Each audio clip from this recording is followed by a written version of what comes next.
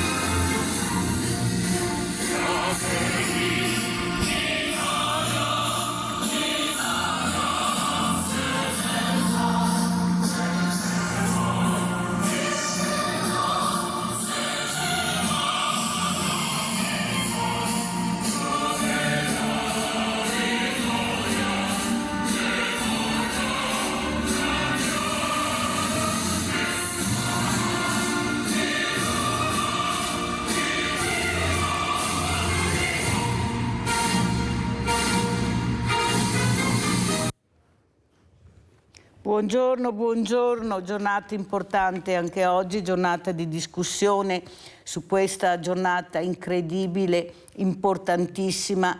Sembrava che il cielo ieri mattina piangesse dalla disperazione, cosa sta succedendo in questo mondo in questo giorno terribile. Ne parleremo questa mattina con due graditissimi ospiti in presenza. Abbiamo Enzo Andretta, presidente consulta delle associazioni combattentistiche ed Arma della città di Treviso, assieme alla presidente Chiara Scinni, presidente Istresco. Allora parleremo con loro di questa giornata importante dove anche la Costituzione dovrebbe ricordarselo. L'articolo 3, primo comma, tutti i cittadini hanno pari dignità sociale e sono eguali davanti alla legge, senza distinzioni di sesso, di lingua, di religioni, di opinioni politiche, di condizioni personali e sociali.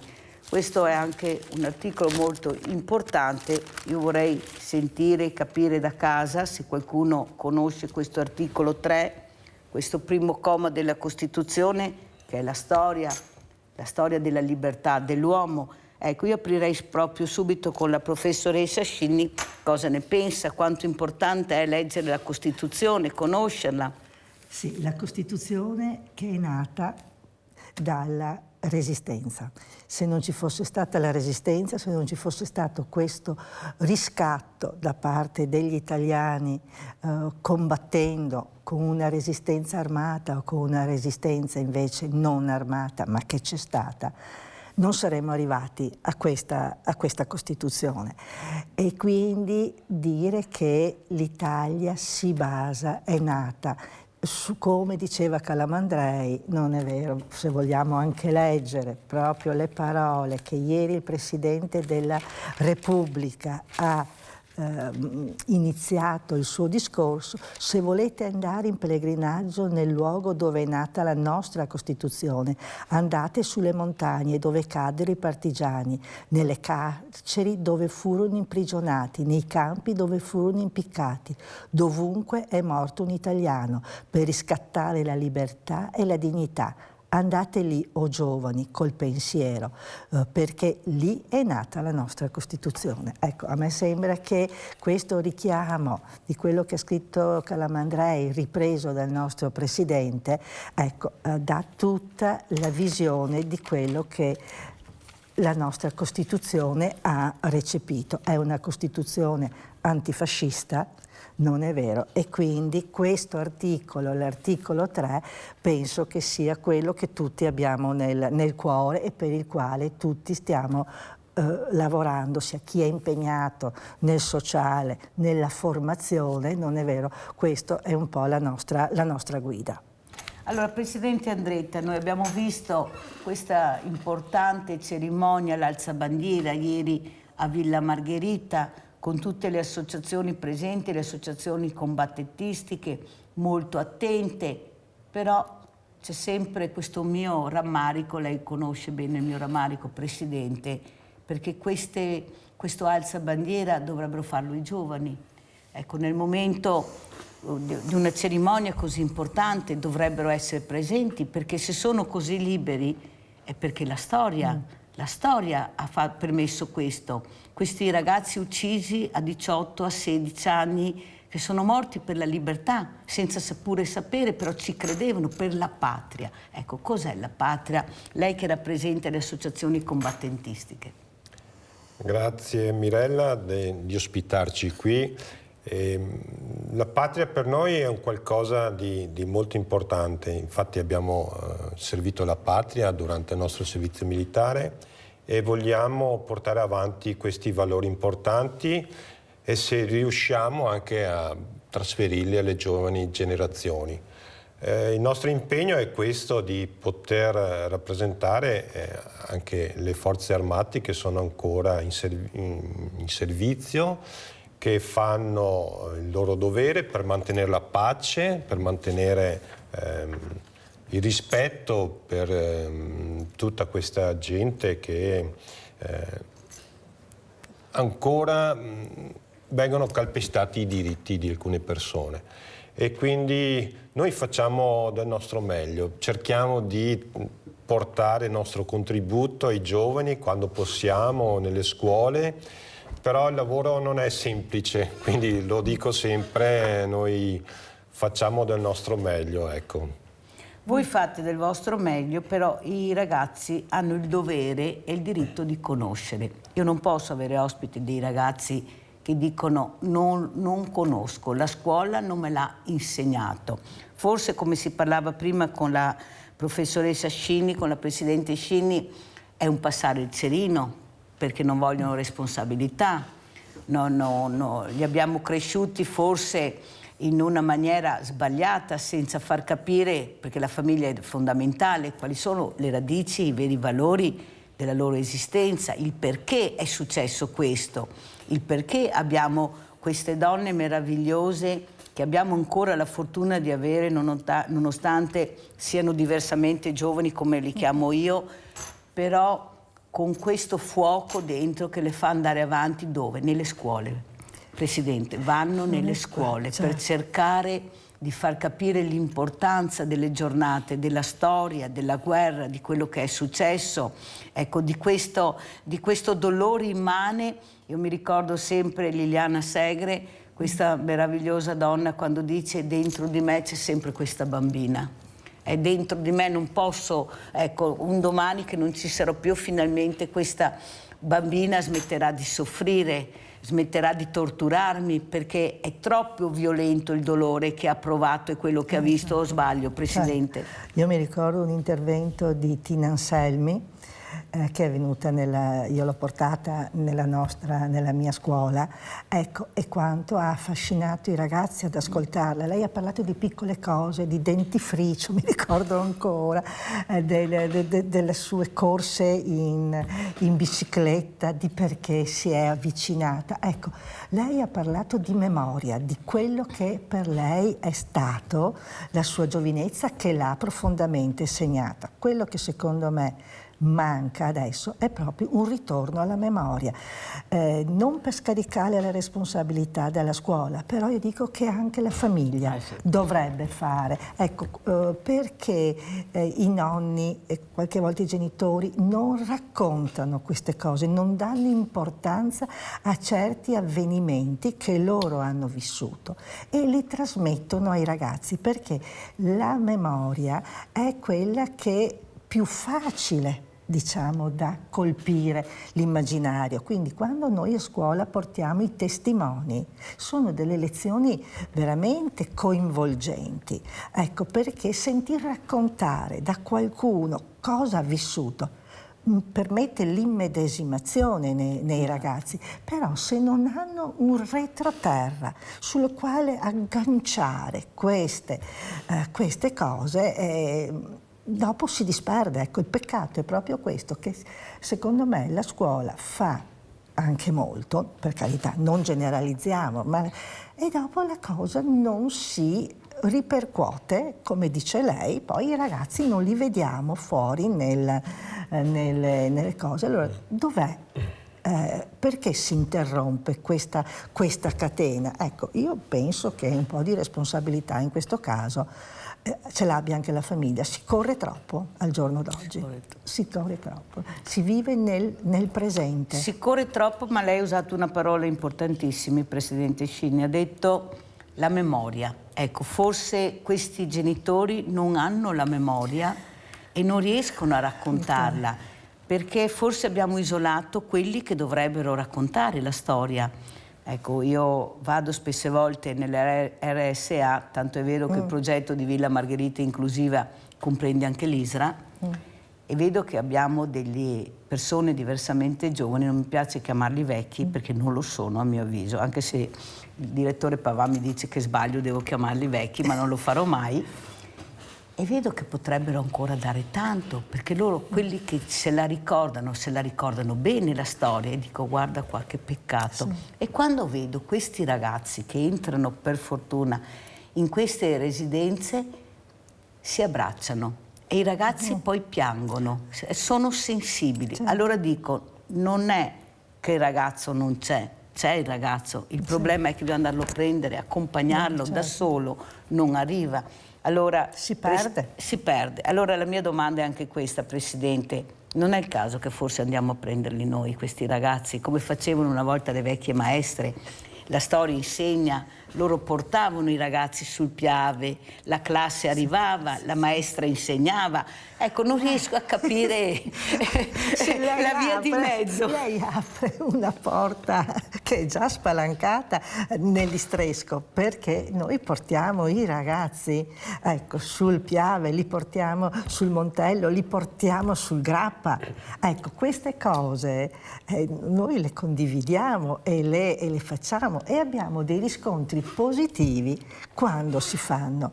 Ecco, però dopo c'è questo gap, questa cosa che appunto se lei l'intervista e domanda alla Costituzione ti dicono la scuola non l'abbiamo. Ma non l'abbiamo neanche vista ieri su una giornata così importante era un giorno, non era domenica, anche se era un giorno di festa, perciò io penso che dovrebbe essere l'obbligo. Quanti pochi sono i gruppi, le associazioni che si rivolgono ai ragazzi al di fuori della scuola. Sentiamo il nostro Rinaldo da Venezia. Ciao Rinaldo. Ciao Mirella e buongiorno ai tuoi ospiti. Purtroppo è come che ti dici, dovrebbero insegnare la storia, la vera storia. Non si sente niente, scusa, lo dico in regia se vediamo se riescono. Prego. Prova a cercare di parlare un po' più forte, Rinaldo, per cortesia.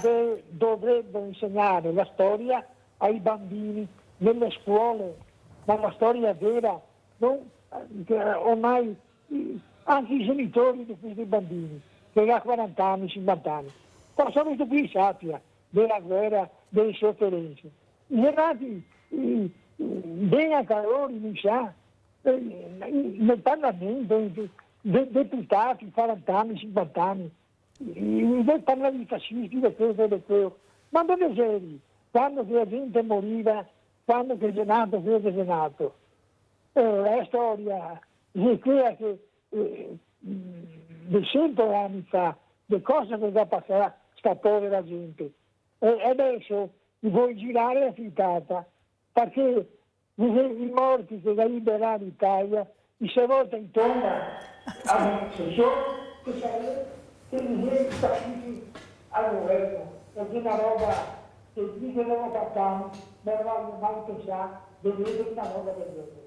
Perché è proprio una vergogna per tutti gli italiani, perché il capo di tutto, i siti legali, proprio gli stati eletti dal popolo, non è vero niente, perché il 30%, se non fosse la legge elettorale che si ingruma a Titini, non sarebbe al governo. Bisogna dire che facesse una legge, va bene, 50 più 1, e se no niente. Capito? È tutto un discorso, una truffa, una roba, ma è stato di 45 anni. Cosa ha avuto che sappia? Finire la guerra non avevamo neanche le scarpe da metterci indosso, non aveva niente. Però certamente qua in Veneto, come penso dappertutto, se devo rindottare mano, e abbiamo costruito l'Italia da noi. Adesso, lasciamo perdere quello dell'età, cerchiamo di insegnare la storia perché non si ripeta, perché si se ti sa da dove ti vieni, anche una venire, perché era ISO di era, ma in questa maniera qua, ti ne conta quello che volevi, è assurdo. Dai. Grazie Rinaldo, devo chiudere perché ho tanti ospiti anche questa mattina, comunque le tue riflessioni sono state molto chiare, sentiamo cosa ne pensa il Presidente. Andretta. Beh, mi ricollego a quello che ha detto di insegnare la storia nella scuola, la storia vera. Beh, probabilmente anche il programma che hanno non è semplice, quindi gli argomenti sono tanti e quindi, ecco, che dire, facciamo un doposcuola eventualmente, oppure li portiamo, come diceva la professoressa e il Presidente, sui luoghi di battaglia, sui luoghi della storia. Ecco un modo di apprendere molto più consistente per i giovani.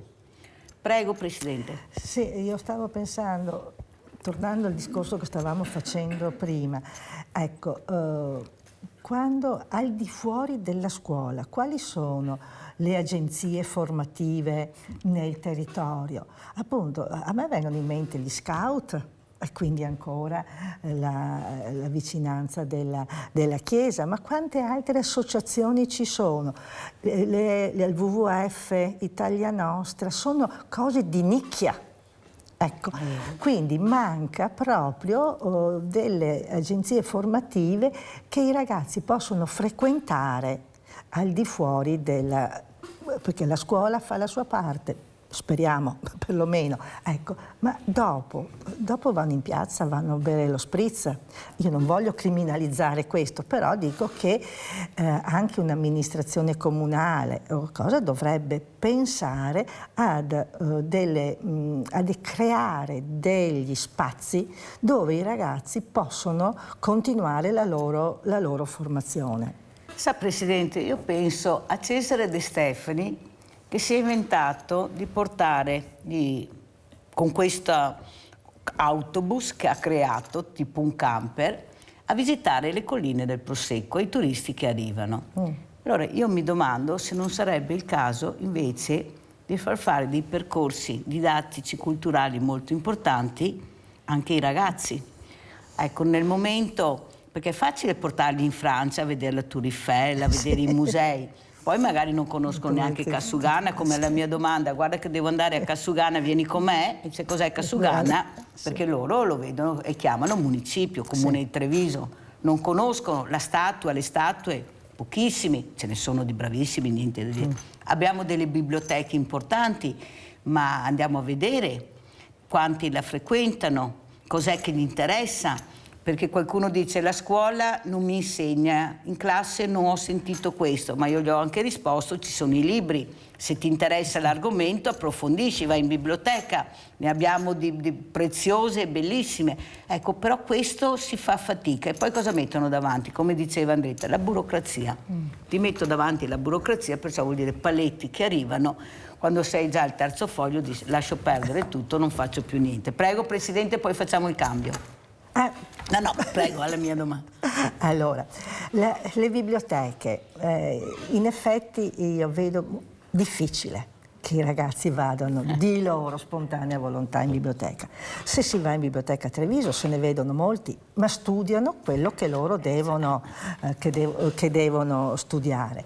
Quindi adesso la cultura è abbastanza accessibile e probabilmente se la fanno sui telefonini, internet piuttosto che sui libri. Ecco, secondo me bisognerebbe proprio pensare ad ampliare l'offerta formativa di gruppo, ecco, che ci fossero dei gruppi inclusivi, ecco, perché altrimenti se il singolo si informa diventa lo sfigato, diventa quello particolare, diventa il Wikipedia della compagnia e magari non è quello che loro vogliono. Quindi secondo me ci dovrebbero essere delle possibilità che i ragazzi facciano un lavoro collettivo di cultura, ma non l'ho ancora sentito proporre da nessuno.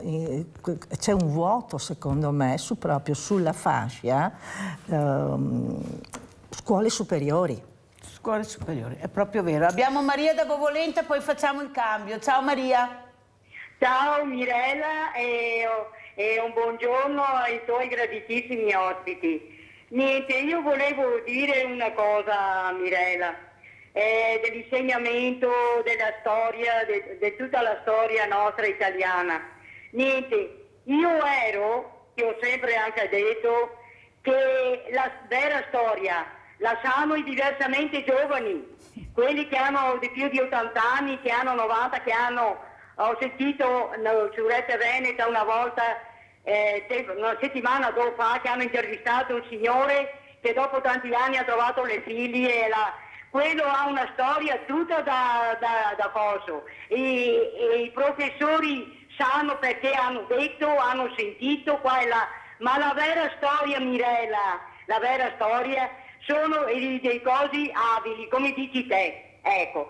Quindi praticamente sono loro che devono andare nelle scuole, non loro, li devono chiamare perché hanno una storia veramente, loro la sanno da A alla Z, noi i libri, per carità, ti insegnano quello che è. Per esempio prendiamo le foibe, quella è una storia, io in casa mia che ero una ragazzina, che ero molto curiosa, e sentivo parlare già in casa di questi omicidi che hanno fatto e io lo dicevo, papà, ma cosa è? E allora è una cosa che ti dirò e me l'ha raccontata, mi ha detto che ci sono tanti, non mi ha detto proprio perché sennò fa venire la pelle d'oca, mi ha detto che sapeva fare lui a raccontare tutto. Quindi Mirella, sono non gli anziani, come dice il signor Pavan quando viene da te, le scarpe, i vecchi sono le scarpe vecchie che si butta via, ma noi i cosi giovani, come dici te, che non mi viene più diversamente giovani, diversamente giovani, esatto, e diglielo al signore che viene, non si dice così vecchi, si dice come dici te, i giovani come dici te. Ecco. Grazie. E io lo voglio dire, cosa, Mirella, dopo concludo, che dovrebbero chiamarli nelle scuole loro, hai capito? Noi professori, che sentano anche loro cosa dicono, allora i ragazzi sono interessati veramente, che lei è nel profondo. Va bene Mirella, ti saluto, buona giornata a te e ai tuoi ospiti. Ecco. Grazie Maria, grazie cara, un abbraccio, ecco parole che vengono dal cuore, dal sentimento. Fortunatamente Maria, queste persone che abbiamo ancora la fortuna di avere, come li chiamiamo noi diversamente giovani, vanno nelle scuole. Molti vanno, quei pochi che abbiamo, ma sono anche tanti, perché veramente bisogna capire che c'è anche un'altra realtà, che è quella che va a raccontare, che va a ricordare. Pensate la loro memoria in quel momento. L'altro giorno ho visto questa persona che nel raccontare la memoria si è messa a piangere, un dolore ancora che vedi, il ricordo, questo ricordo profondo che fa ancora molto molto male. Io mi ricordo la mia adorata nonna quando iniziava a raccontarmi, la prima cosa che mi diceva era: non posso neanche dirti cosa perché è troppo brutto. Ecco, aveva sempre paura di ferirmi e di farmi sentire delle cose brutte. Questa adorata nonna che aveva vissuto la guerra, aveva vissuto la miseria, non la fame, che è diversa, la vera miseria dove non c'era niente, eppure questa voglia di lottare per la patria. Ecco, pensate ai partigiani. Adesso la mia domanda, prima di salutare nella prima parte questi ospiti, perché poi interverranno altri ospiti, adesso c'è questo punto di domanda, perché se ne inventano una al mattino: partigiano o patriota? Patriota o partigiano? No, perché veramente si mischiano in continuazione le carte. Presidente. Sì, a me piace ancora chiamarli partigiani, ecco, perché la mia formazione è questa, insomma, quindi sì, adesso è vero, vengono chiamati patrioti,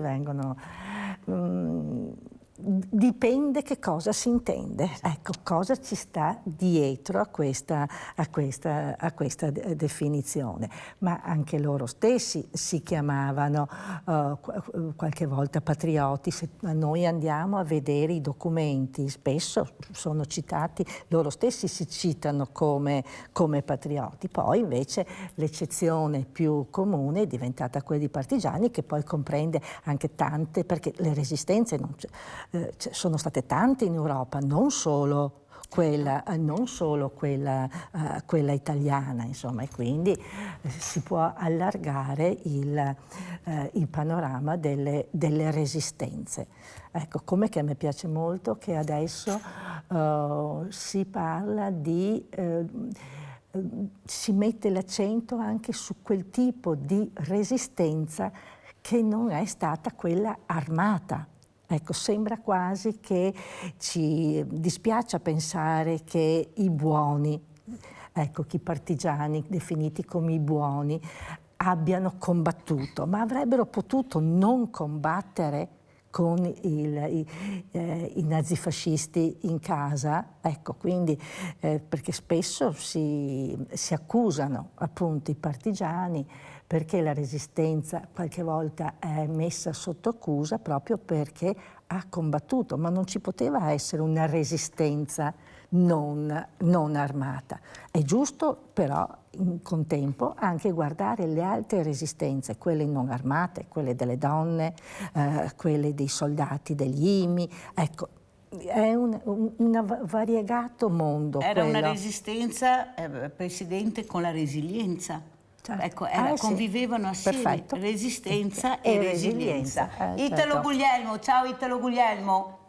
Cara Mirella, buongiorno a te Buongiorno. e ai tuoi ospiti. Io sono un 75enne, sono nato 3 anni dopo la fine della guerra e devo dire la verità, nonostante che i miei antenati siano stati coinvolti con la morte anche in guerre, la prima guerra mondiale, il ferimento nella seconda guerra mondiale, ho sempre sentito questi episodi un po' distanti da me. Perché? Perché nel 1948 eravamo in piena ricostruzione, la gente pensava a ricostruire, non a pensare a un passato brutto e negativo.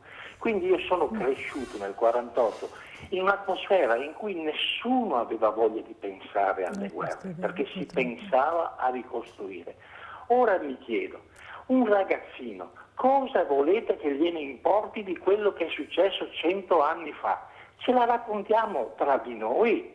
Ci complimentiamo tra di noi, ma il ragazzino se ne strafrega di queste robe qua, perché lui vive in un altro mondo. Allora il problema è come far nascere nei ragazzi una certa sensibilità per il sociale e per gli altri, investendoli, coinvolgendoli nelle opere quando ci sono i terremoti, i maremoti, le disgrazie naturali, gli incidenti, ma è di questi valori che loro possono eventualmente poi riferirsi alle tragedie della storia, ma non possiamo pretendere che i ragazzi si interessino dei fatti nostri di 100 anni fa. Non leggono dei libri di storia, allora entrano da un orecchio ed escono dall'altro, perché voglio dire, mi pare che la vostra fatica, scusate se ve lo dico aperto e sbagliato, ma mi pare sia fatica sprecata. I ragazzi vanno coinvolti nel presente. Allora c'è un terremoto, mi ripeto, c'è un terremoto, c'è un maremoto, c'è un'alluvione, sono bravissimi, coinvolgiamoli, facciamoli lavorare, diamo loro dello spazio,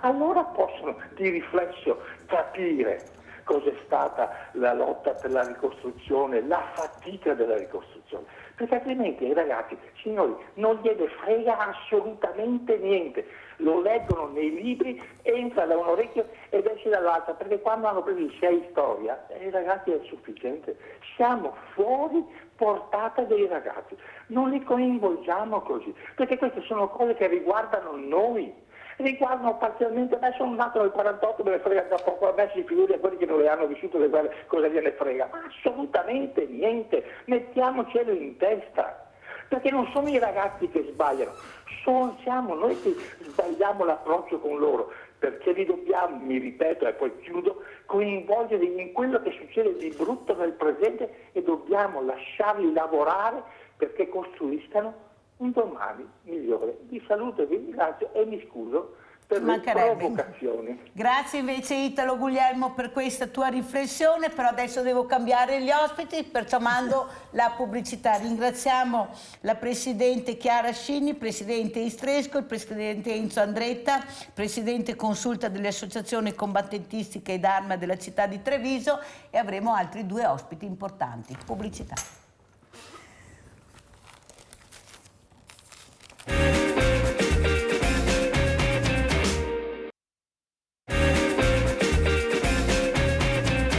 E abbiamo in presenza la dottoressa Emilia Peatini, direttrice Comitato Scientifico Istresco, assieme a Maurizio Torresan, vicepresidente Associazione Carabinieri d'Italia. Grazie anche a questi ospiti per aver accettato l'invito, ma soprattutto per parlare del 25 aprile, di una giornata importantissima della storia. Il nostro Italo Guglielmo diceva: i ragazzi non interessa niente, sono nati un'altra epoca. Lo posso dire io, che sono nato subito dopo la guerra, ma io sono dell'idea invece che non è proprio così. Cosa dice dottoressa Peatini? Certo, non è esattamente così. Ai ragazzi interessa invece molto. Noi giriamo per le scuole. Ieri c'è stata per me una bellissima esperienza con gli studenti tutti di Castelfranco, che erano stati coinvolti in un importante progetto sull'articolo 3 della Costituzione.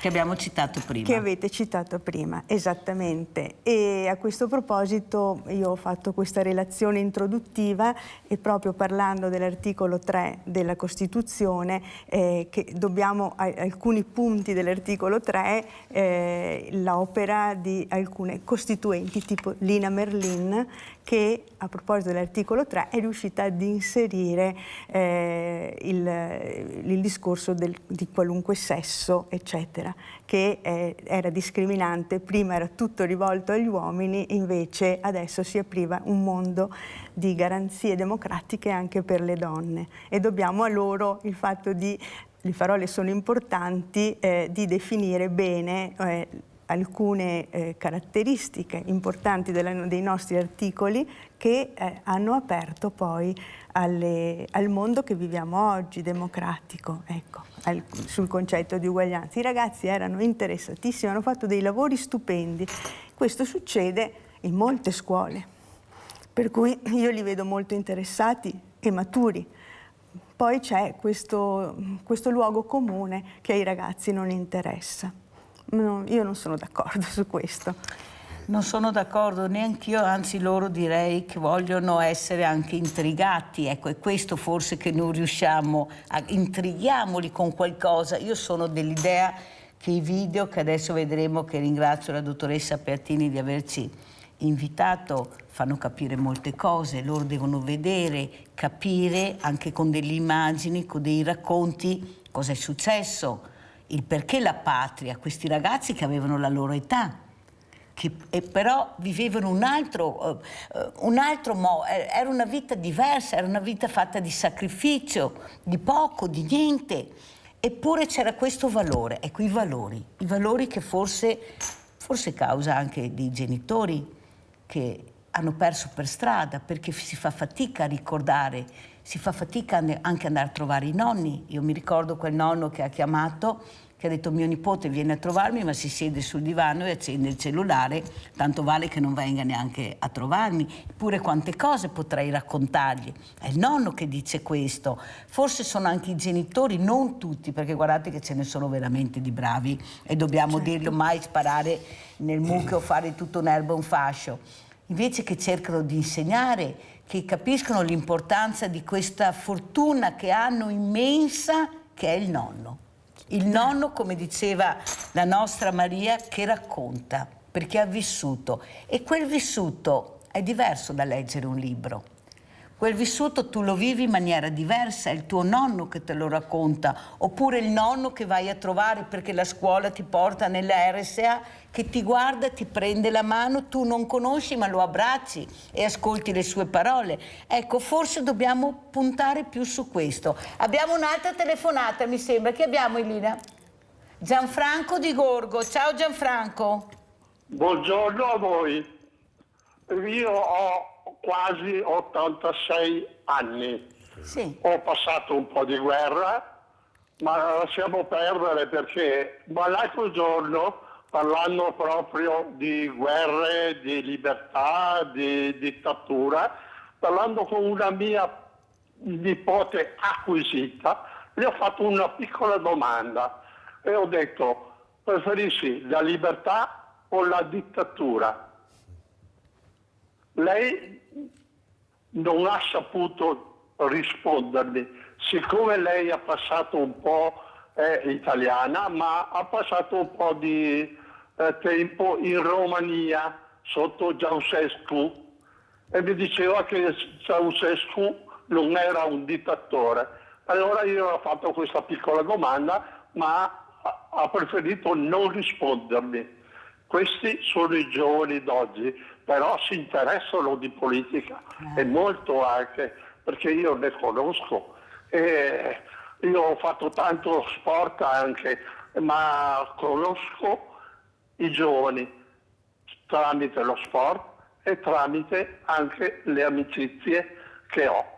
La ringrazio e a risentirla. Grazie Gianfranco, guarda, veramente è un onore sentirti, ma soprattutto per quello che hai detto, perché ho ragione io, non siete vecchi, siete diversamente giovani. Hai parlato talmente chiaro, lineare, ma soprattutto con profondo, di capire, sai cosa vuol dire libertà e sai cosa vuol dire dittatura. Come risponde Maurizio Torresan, vicepresidente Associazione Carabinieri d'Italia, a questo nonno? Di Treviso, dico che sicuramente ha dato delle risposte concrete. Io ho in famiglia mia suocera che ha 91 anni, che ha partecipato, voglio dire, che ha vissuto a Treviso il bombardamento e quindi la seconda guerra mondiale, e so che in occasioni varie ai miei figli trasmette queste sensazioni, questo vissuto che ha dovuto subire, voglio dire, un periodo particolarmente difficile e infelice.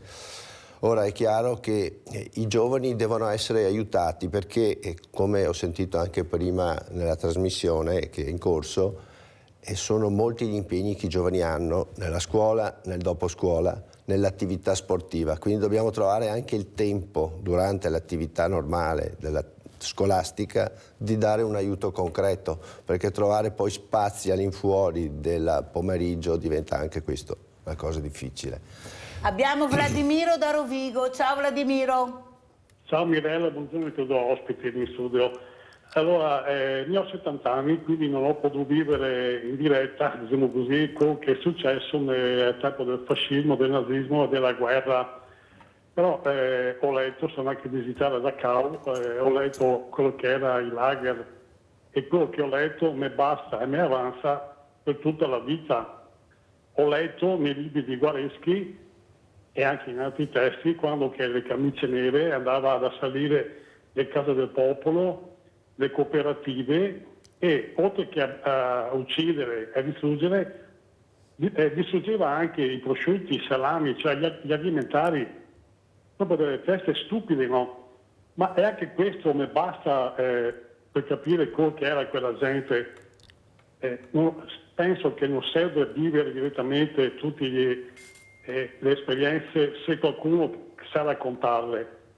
Io avendo 70 anni, però ho vissuto sempre però, come dire, in riferimento, cioè in racconto da altre persone o vedendo in televisione le immagini, altre realtà di dittatura quella uguale a quella fascista che si sta in Sud America, Cile, Argentina, Brasile, brutale come quella che sta qua in Italia, oppure i colonnelli in Grecia, ma anche il comunismo stalinista in Russia o il Khmer Rouge in Cambogia, oppure gli islamici in Afghanistan e altre realtà in giro per il mondo. Voglio dire che la gioventù di oggi, quindi ancora più giovane di me, non ha vissuto solo o soprattutto la realtà che sta in Italia, che poi anche qua in Italia la resistenza, come che ha detto giustamente Aldo Cazzullo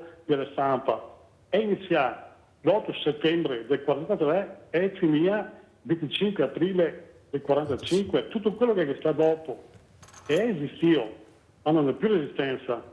Cioè, i giovani di oggi si devono affrontare due cose. Loro hanno una storia su quale ragionare che è molto, molto più ampia della resistenza antifascista in Italia. Per cui per loro l'antifascismo, che pure riconosce, non è sufficiente. Cioè, il discorso del dire che bisogna essere contro tutte le dittature e quindi anche antifascisti, ma non solo antifascisti, questo esiste Dopo, e chiudo, il giorno di oggi ragiona anche in questa maniera. Allora vede una società, quella italiana, che è nata dalla resistenza. La Costituzione, il Parlamento, i governi e via parlando è un prodotto della resistenza. Io vedo però una società Vladimiro, italiana... devo correre perché non ce la faccio, no, dopo due parole che non è bella, e quindi loro penso che ne sia portare a celebrare la resistenza se questa esperienza ha prodotto una società che per loro non è bella. Non so se tu hai idea. Grazie, ciao, scusa. Grazie Vladimiro, andiamo a vedere questo video della liberazione, prima parte, poi lo commentiamo con la dottoressa Peatini. Nel mese di aprile 1945 ormai nessuno più dubitava che si avviasse verso la fine del conflitto. Da un canto, pertanto, i partigiani stavano preparando e organizzando quella che era l'insurrezione generale. Dall'altra, i fascisti rinserravano le loro file, preparandosi a sostenere l'attacco degli avversari. Già il 1 marzo 1945 il 29° Comando Militare Provinciale, che era poi il comando dell'esercito repubblichino, aveva approntato d'intesa con i tedeschi un piano di difesa del capoluogo e si proponeva di difendere tutte le opere pubbliche che fossero di interesse anche militare, si preoccupava di disporre di un servizio di difesa interno in ogni caserma, di bloccare tutti gli accessi alla città e anche di creare dei gruppi armati che fossero di riserva, gruppi armati di pronto intervento per, sopperire alle necessità di ogni momento, in ogni circostanza. In particolare alla Brigata Nera fu affidata la custodia dell'acquedotto e la protezione di Porta Calvi e di Porta Santi 40. Il mese dopo, il 13 aprile 1945, il federale diramò un comunicato perentorio a tutti i fascisti della provincia, ordinando che i militi rientrassero nel capoluogo senza alcuna eccezione né per età né per salute, dichiarando che chi non avesse obbedito entro il giorno 20 di aprile a rientrare a Treviso sarebbe stato perseguito e giudicato dal codice penale militare di guerra in quanto disertore. Nonostante questi preparativi, rimane da notare come gli squadristi, le Brigate Nere, continuarono ad agire come se non si rendessero conto che per loro era finita. Chissà, forse anche per avere la possibilità di esercitare ancora una volta quel potere che li faceva evidentemente sentire superiori, di decidere quali delle loro vittime dovessero continuare a vivere o dovessero morire. Pertanto, fino all'ultimo, fino al 25 aprile, essi continuarono indifferenti a seminare ovunque lutti e disperazione. E basta vedere quella che è la sequenza delle date degli eventi luttuosi per rendersi conto di quanto assurdo e quanto tremendo fosse quel momento. Il 13 aprile fu il turno di 4 partigiani catturati a Loria, che erano stati portati nelle celle del Pio X. All'epoca il collegio Pio X era stato costretto a trasferirsi altrove e le Brigate Nere avevano creato al suo posto la loro caserma. Ebbene, quei 4 partigiani la sera del 13 aprile furono portati fuori dalla caserma Pio X e furono trascinati nelle campagne dalle parti di Carbonera. Vennero legati tutti e 4 assieme con delle corde, furono storditi con dei colpi di bottiglia sulla testa e spinti ad annegare nel fiume Melma. Il mattino del 16 aprile fu rinvenuto il corpo di un partigiano tumefatto, insanguinato, nel fossato delle mura, il fossato esterno delle mura, all'altezza di Porta Calvi. Era un partigiano che era stato ammazzato dalle Brigate Nere e che era stato catturato solo la sera precedente, quindi il 15 aprile in Borgo Sant'Antonino. Prima di essere ammazzato aveva trascorso alcune ore presso il Collegio Pio X, presso la caserma Pio X, dove era stato picchiato a sangue in maniera spietata. Allora, prima di passare alla dottoressa Piattini, io vorrei sentire il commento di Maurizio Toresan, che ha rappresentato l'Arma, vicepresidente Associazioni Carabinieri d'Italia, perciò l'Arma, legalità, soprattutto giustizia. Ecco, come commenta queste parole, poi risponderemo anche con la professoressa Piattini a Vladimiro da Rovigo. Prego, Toresan. Credo che queste parole siano sicuramente impegnative da un punto di vista anche morale nella risposta.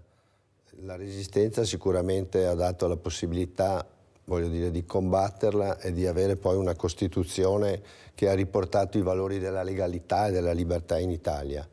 È difficile poter immaginare un periodo come questo ascoltato dalla persona che abbiamo appena sentito. Sicuramente sono parole crude che prendono, voglio dire, che fanno male, voglio dire, per quanto è successo. C'è stata per fortuna una reazione a questo, c'è stata la volontà, voglio dire, di portare avanti un segnale di libertà, un segnale, voglio dire, che poi ha portato alla Costituzione italiana, ma ha dato un parere, un segnale importante. Però, Toresan, la mia domanda, perché purtroppo dobbiamo correre, perché il tempo è tiranno, è anche questa. Io ho capito gli ordini, esegui gli ordini, però c'è modo e modo di eseguire gli ordini. Tu sei anche una persona, hai un bambino, hai una donna, hai un anziano, persone inermi, persone fragilissime. Questo accanimento, questa cattiveria, questa ferocia, non è vero, è un ordine. Sei tu che esegui quell'ordine nella maniera che ritieni più opportuna. E vediamo una ferocia incredibile, ma la vediamo anche adesso, anche nelle forze dell'ordine, anche in America, cosa succede. Ecco, come interpreta lei questa ferocia? Beh, diciamo, avendo fatto io l'ufficiale dei Carabinieri, credo in un periodo anche particolare, nel 77-78, in cui c'era il terrorismo in Italia. Quindi noi eravamo chiamati, chiaramente, come battaglione mobili, a partecipare a manifestazioni dove c'erano situazioni di difficoltà e di disordini pubblici. Non ci dimentichiamo in quel periodo, voglio dire, la fuga di Kappler, l'uccisione di Aldo Moro, quindi sono situazioni in cui la persona che ha degli ordini da eseguire si presenta, voglio dire, ed esegue quello che gli sta. Non è solo ubbidire e combattere, voglio dire, esiste anche una certa moralità in questo che abbiamo soddisfatto noi come Arma dei Carabinieri. Il fatto di appartenere alla NC di Treviso, voglio dire, come associazione, e poi di aver costituito anche l'anno scorso un gruppo di volontariato, che è un gruppo di volontari che partecipa a tante manifestazioni nel Trevigiano e dà assistenza, voglio dire, all'ordine pubblico, alla piazza del Mercato al Grano di Treviso, poi abbiamo il comando dei vigili, abbiamo altre manifestazioni che sono in essere, e in questo noi aggreghiamo dei giovani come volontari, ecco, che sono naturalmente maggiorenni, 18 anni, in cui portiamo, voglio dire, questa esperienza senza che questi abbiano fatto il militare, perché sono dei volontari che si aggiungono al nostro corpo, voglio dire, che conta tra l'altro più di 200.000 carabinieri in Italia, e che quest'anno poi 4, 5, 6 di maggio festeggia il 25esimo ritrovo a Ostia, Roma, quindi un raduno che è biennale, che poi è stato interrotto dalla pandemia. Professoressa Piattini, ecco, direttrice Comitato Scientifico Istresco, ma soprattutto profondamente storica, la storia e la memoria, come diceva giustamente prima la Presidente Chiara Scinni, la storia e memoria. Si vuole rivivere, si vuole ricordare o si vuole dimenticare? Ecco, cosa dice lei? Allora, due cose brevemente. Federico Maestrello, che ha raccontato i giorni, è un componente del Comitato Scientifico, uno storico componente del Comitato Scientifico dell'Istresco. Lui ha parlato del 25 aprile. Volevo solo aprire questa parentesi. A Treviso, il 25 aprile del 43, il 45, non si stava festeggiando nulla, perché il momento della liberazione per la città di Treviso era ancora abbastanza lontano. E perciò noi ce lo dobbiamo ricordarcelo ogni 25 aprile, ma ci sono ancora alcuni giorni da aspettare, alcuni giorni in cui appunto i partigiani si sono riorganizzati e è arrivato il momento dell'insurrezione, quella famosa insurrezione che fa la differenza, nel senso che dà loro la possibilità di liberare la città per primi, prima dell'arrivo degli alleati.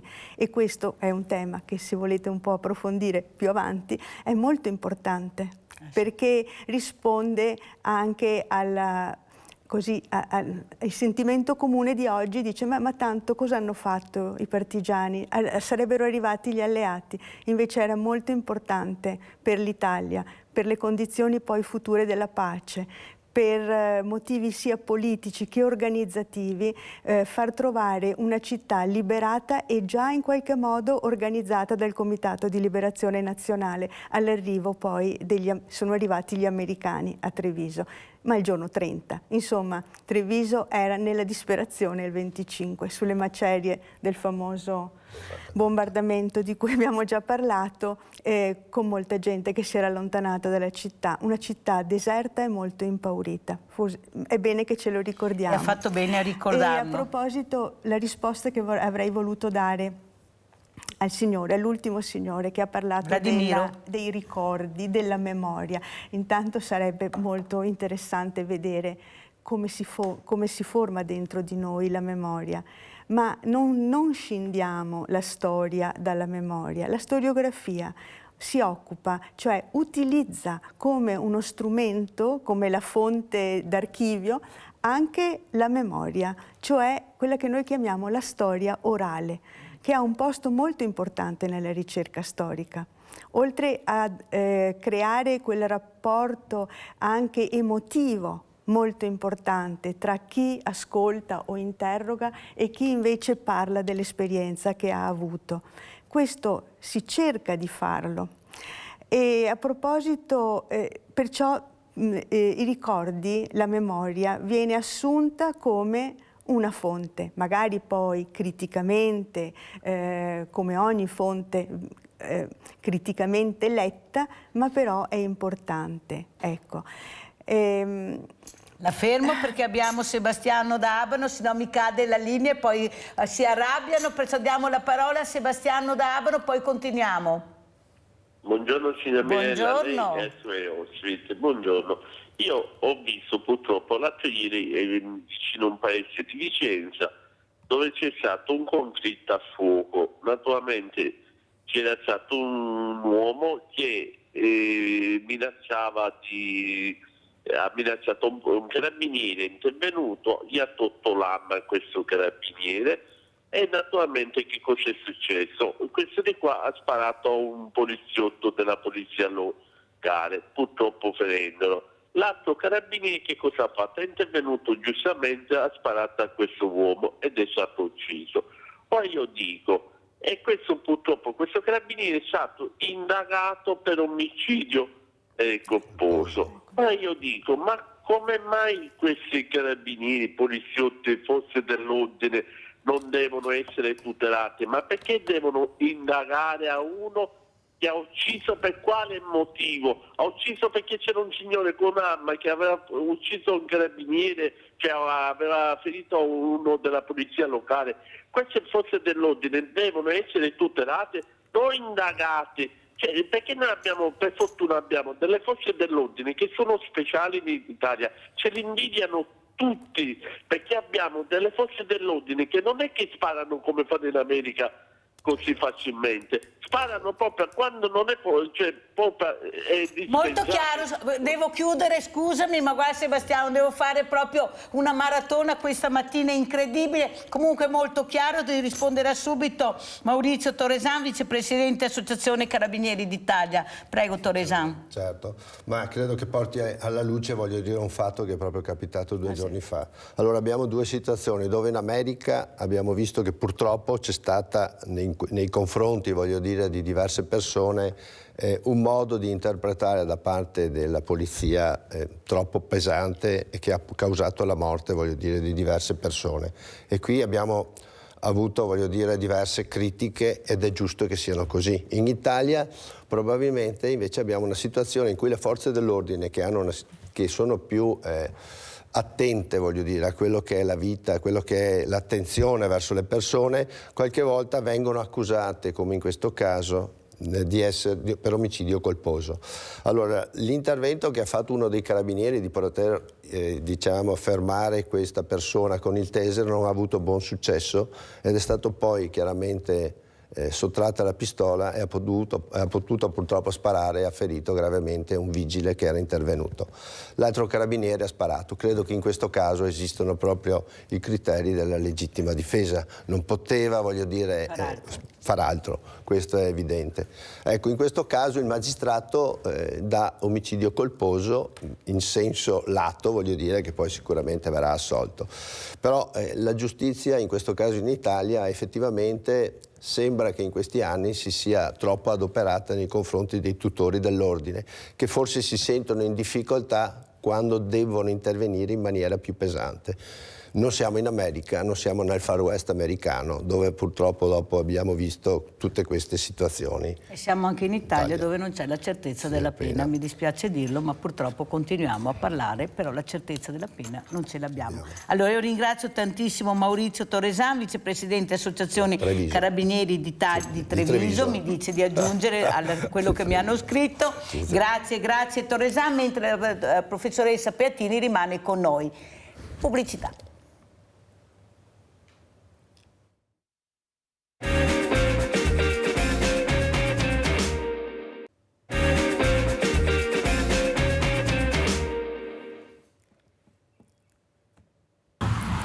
Il 78° anniversario della liberazione nazionale. La bandiera.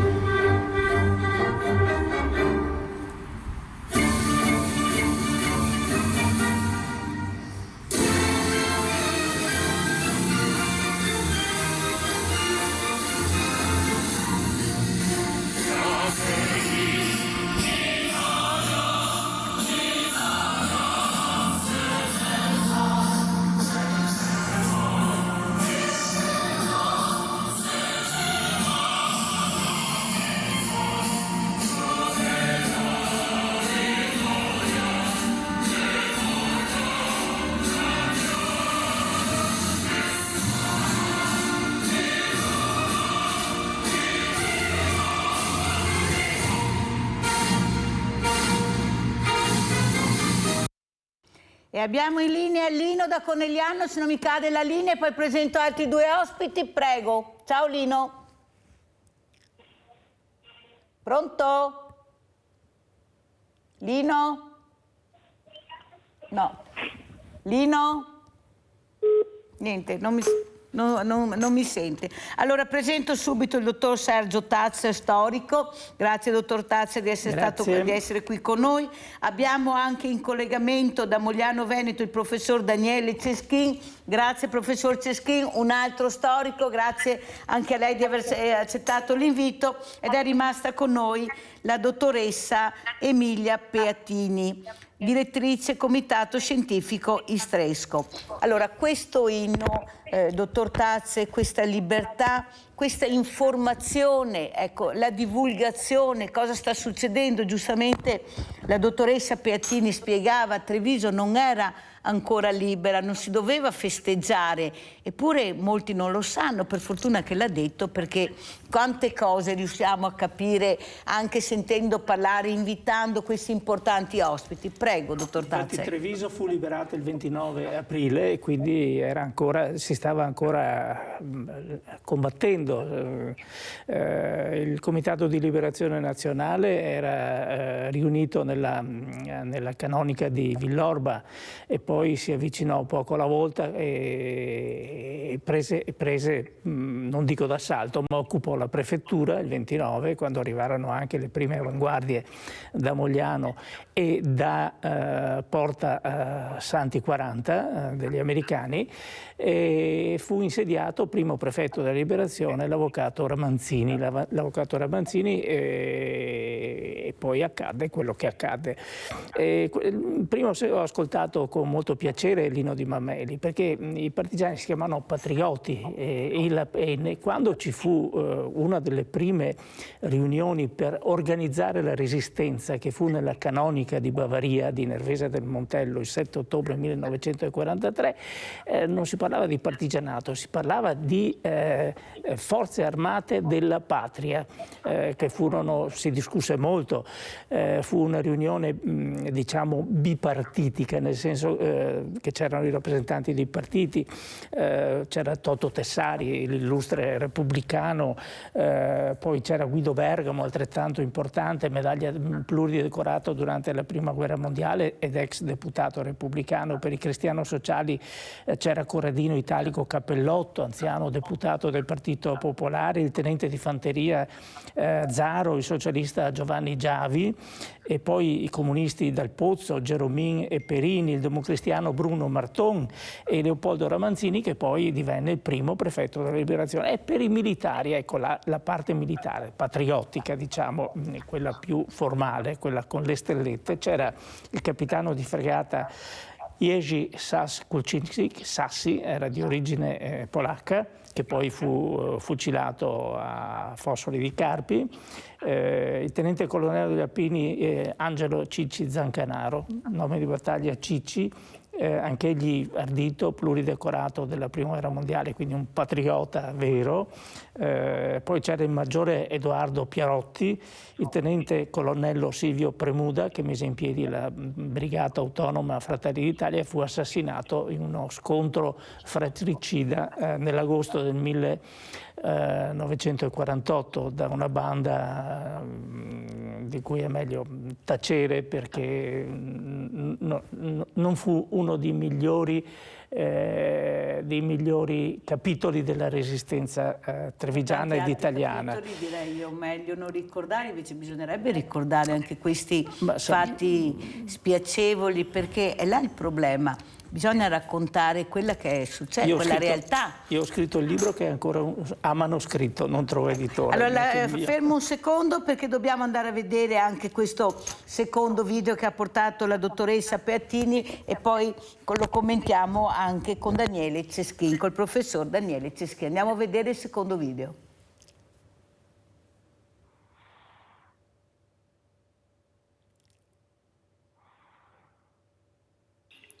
Il 18 aprile toccò ad altri 3 giovani, i quali stavano tranquillamente passeggiando nei pressi della stazione ferroviaria verso sera, e uno di loro era assieme alla fidanzata. Furono fermati per un controllo da una pattuglia di Brigate Nere, che mandò a casa la ragazza e trasferì al Pio X i 3 ragazzi, che furono bastonati senza pietà finché non ammisero di essere partigiani. Quindi sbrigativamente furono caricati su una camionetta, portati in Riviera Santa Margherita, all'altezza dell'attuale università, e li fucilati e buttati nel Sile. Il 21 aprile, e come vedete ci stiamo avvicinando sempre di più alla fine di questa drammatica vicenda, il 21 aprile, dicevo, il tenente di fanteria Antonio Zorzi, che lavorava presso il comando del 2° battaglione lavoratori a Villa Reginato, a Santa Bona, fu arrestato con l'accusa di aver fornito ai partigiani dei tesserini di lavoro in bianco, quindi dei documenti che potevano servire di copertura.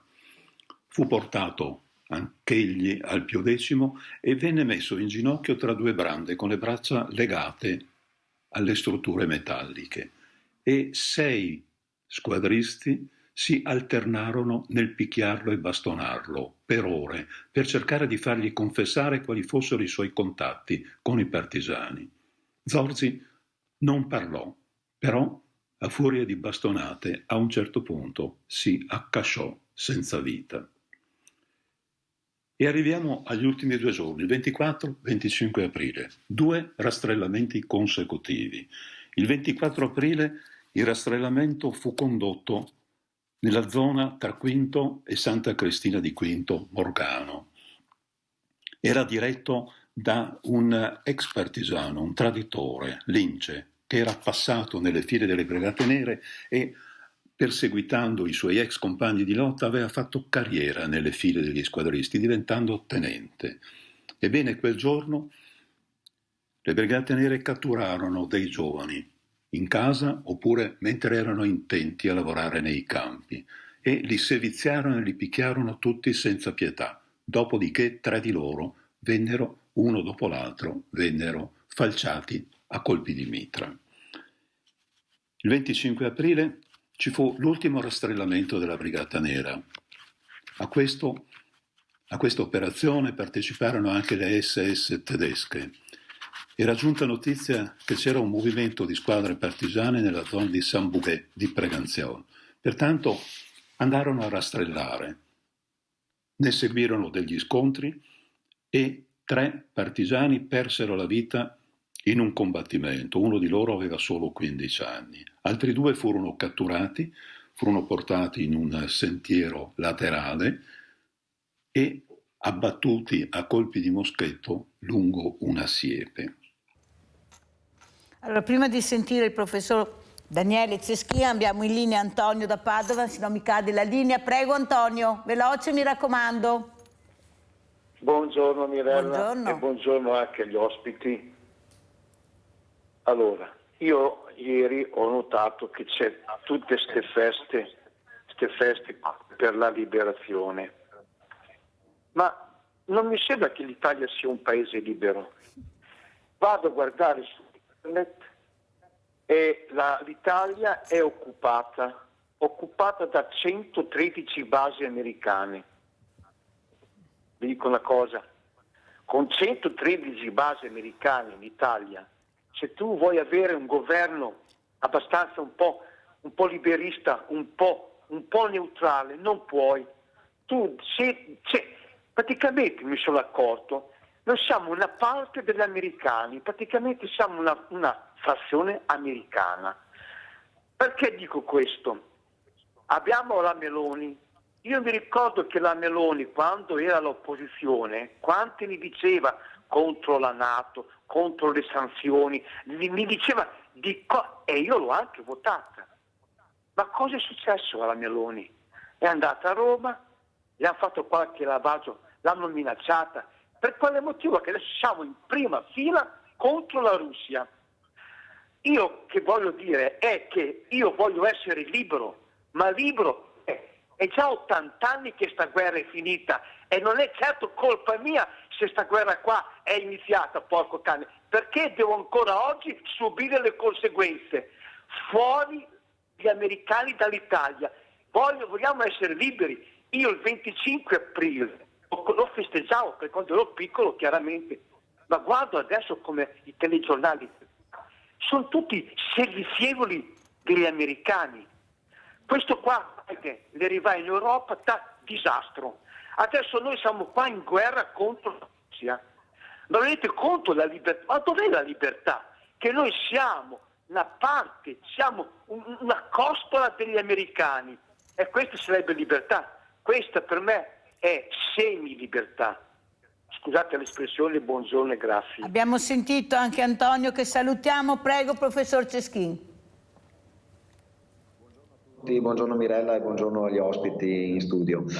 Allora, inizio proprio dall'intervento di Antonio perché qualche riflessione va fatta rispetto al 25 aprile, al significato della festa della liberazione. Noi con il 25 aprile, che è entrato ovviamente di diritto nel nostro calendario civile, festeggiamo la festa della liberazione dal nazifascismo, punto.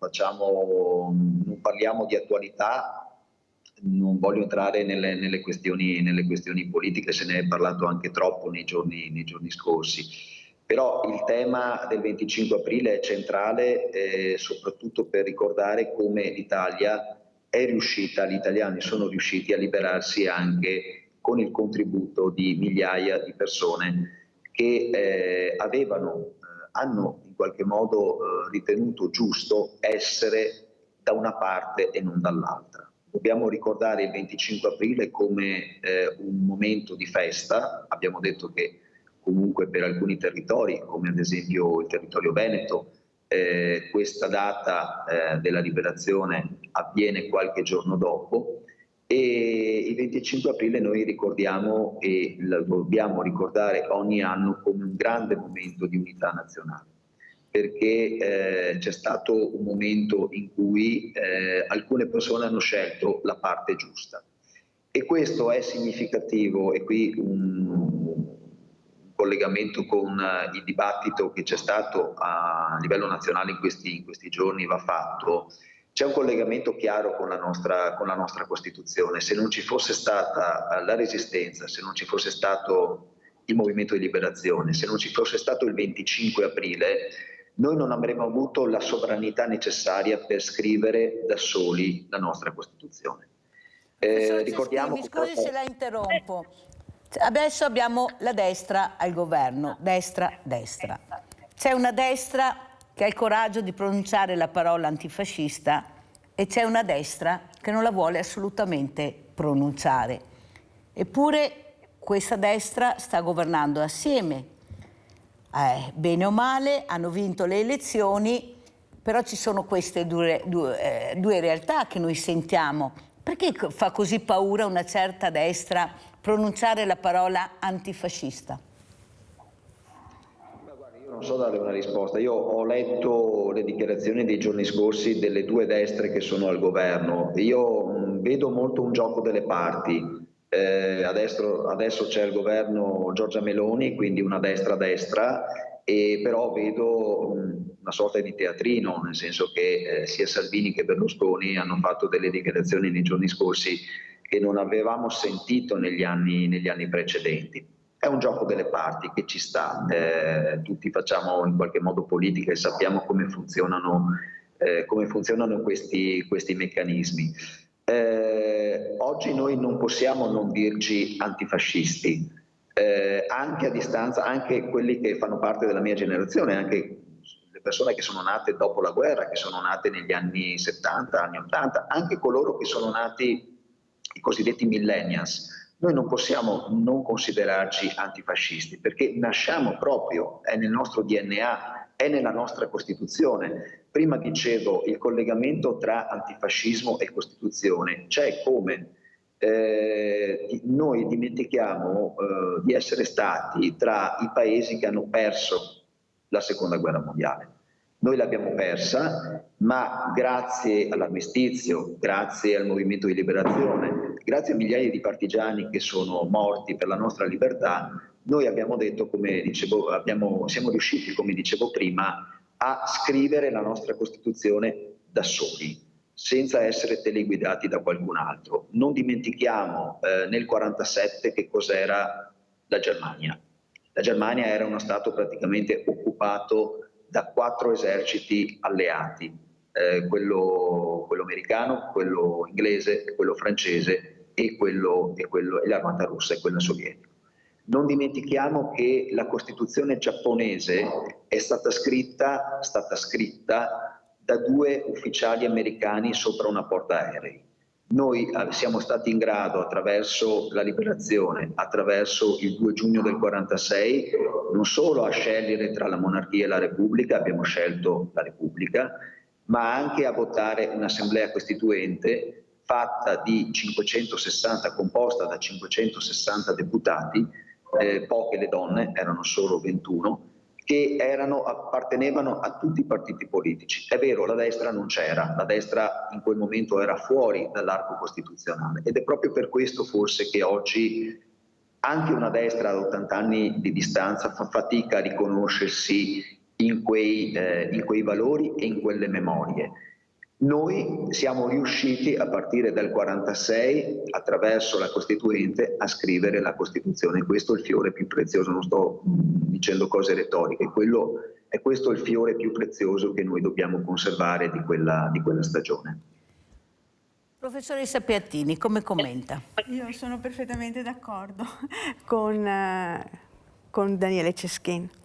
La nostra Costituzione è nata dalla Resistenza. Perché quelle idee che noi troviamo all'interno, quei principi e quei valori che troviamo all'interno della Costituzione, così ben scritti e ponderati come dicevamo prima, sono nati proprio nei campi di battaglia. E dobbiamo ricordare, mi pare che sia stato già accennato questo tema, che non possiamo parlare di resistenza, ma di resistenze. E non c'era solo la resistenza armata, che però è stata importantissima, come abbiamo sentito da Maestrello prima, e nella resistenza armata c'erano anche le donne, non solo gli uomini, però c'era tutto questo apparato resistenziale formato da persone che portavano notizie, collegamenti e poi cibo ai partigiani nascosti nelle varie parti, soprattutto da noi nell'area montana, ma anche all'interno delle città. Perciò rischiando tutti la vita, ed era formata sia da persone che magari avevano fatto anche la prima guerra mondiale, cioè persone mature, ma il grosso anche della resistenza è stato a un certo punto formato da quei giovani che avevano ricevuto dopo l'8 settembre, anzi un po' più tardi, l'ordine di presentarsi ed entrare nella Repubblica Sociale come militari. Questi giovani non avevano ideologie perché avevano passato tutta la loro vita all'interno del fascismo, però hanno capito, e tra questi giovani vorrei dire che c'era Tina Anselmi, che aveva capito dove stare. La mia domanda al nostro storico, che ringrazio, Sergio Tazza, come ringrazio Daniele Ceschin, è: perché si parla poco delle partigiane? Molto di partigiani, ma poche conoscenza, poca informazione. Poi parleremo di informazione su queste donne partigiane. Eppure erano tante. Però si fa sempre fatica, come diceva Ceschin, pochi numeri, però molte partigiane, molte donne con famiglia, con figli, eppure questa voglia ecco, il patriottismo, la patria, la libertà, perché questi erano i valori che le muovevano, aiutare concretamente, rischiando la vita, questi uomini che erano al fronte o nascosti. Abbiamo in linea Leone da Tre Baseleghe. Ciao Leone. Ciao Mirella, grazie, saluto i tuoi ospiti. Oh Mirella, anche quest'anno siamo sopravvissuti al 25 aprile. Ogni anno c'è tutta questa animosità sul 25 aprile. È una festa. Bene, facciamo festa, basta. Basta, facciamo festa. È giusto ricordare quello che... Però c'è tutta questa animosità, ma questo ha fatto di più e quello ha fatto di meno e quello non ha detto e quell'altro non ha detto. Questa cosa è una festa, basta. Basta, amiamoci, vogliamoci bene, basta. Dimentichiamoci, sono state delle cose che non sono andate bene, basta, finiamola. Siamo liberi e restiamo liberi. Ogni anno tutta questa animosità. Volevo parlare di quello che succede in Sudan. Adesso abbiamo visto tutti questi soldati, no, con le armi, che brandiscono le armi con tanta gioia in televisione. Cosa fanno quelle armi? Sono per ammazzare la gente. Ecco cosa fanno quelle armi là. Però il Sudan è un paese povero, ci sono delle associazioni che vanno a aiutare. E come mai hanno tutti questi soldi per avere tutte queste armi?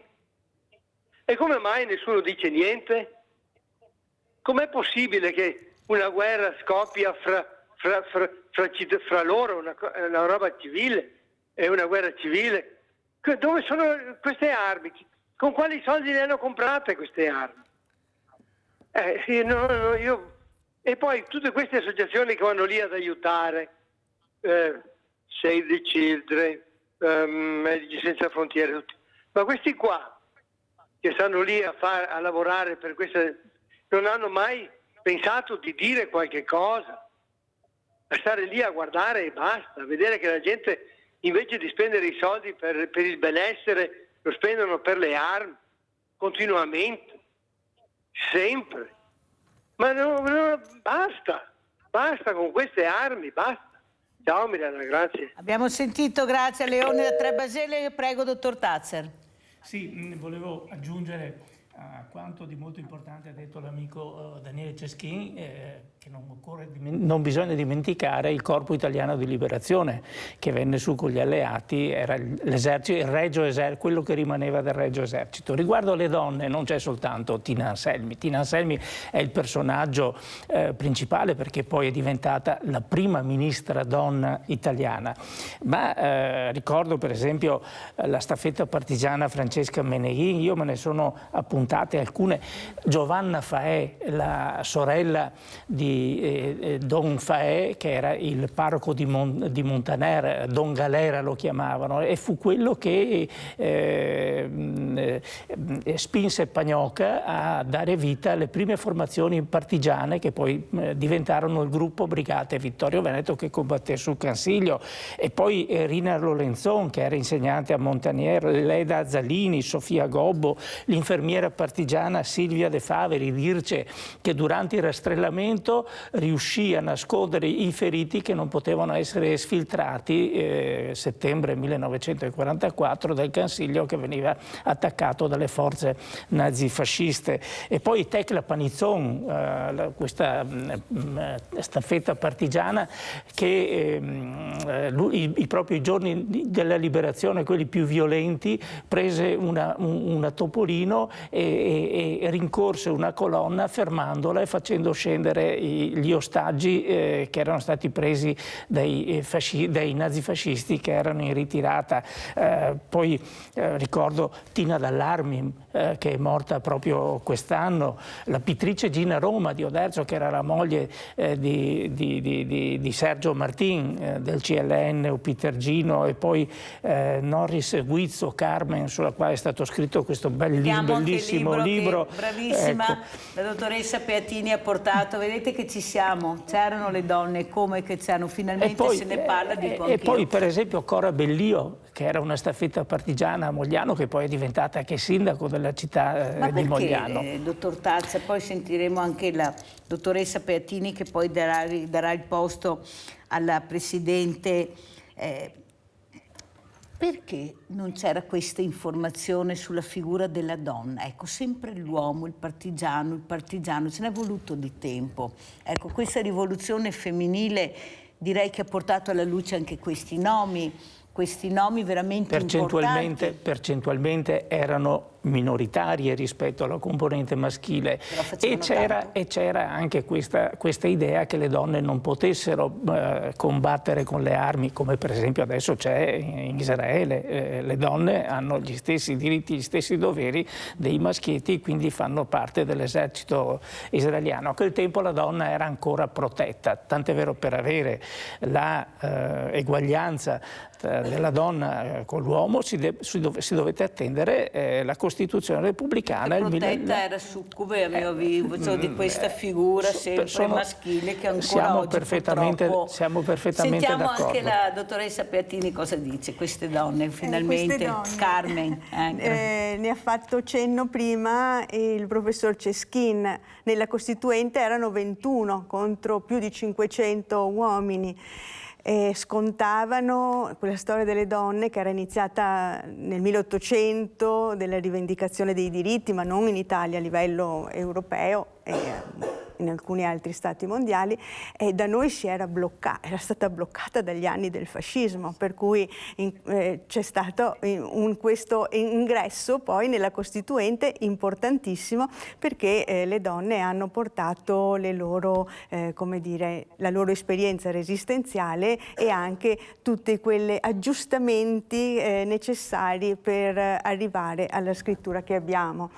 Il numero risponde da solo già da allora, e il discorso sull'emancipazione femminile non è come dire, completato con la Costituzione. Ci sono voluti tutti gli anni che ci separano da quella e ce ne vorranno ancora, perché non tutto è stato ancora conquistato. Il cammino dell'emancipazione femminile è lungo e anche controverso, però devo dire che molti istituti di ricerca, molti storici si stanno occupando delle figure femminili nella Resistenza, che dagli studi emerge che è stato un apporto fondamentale.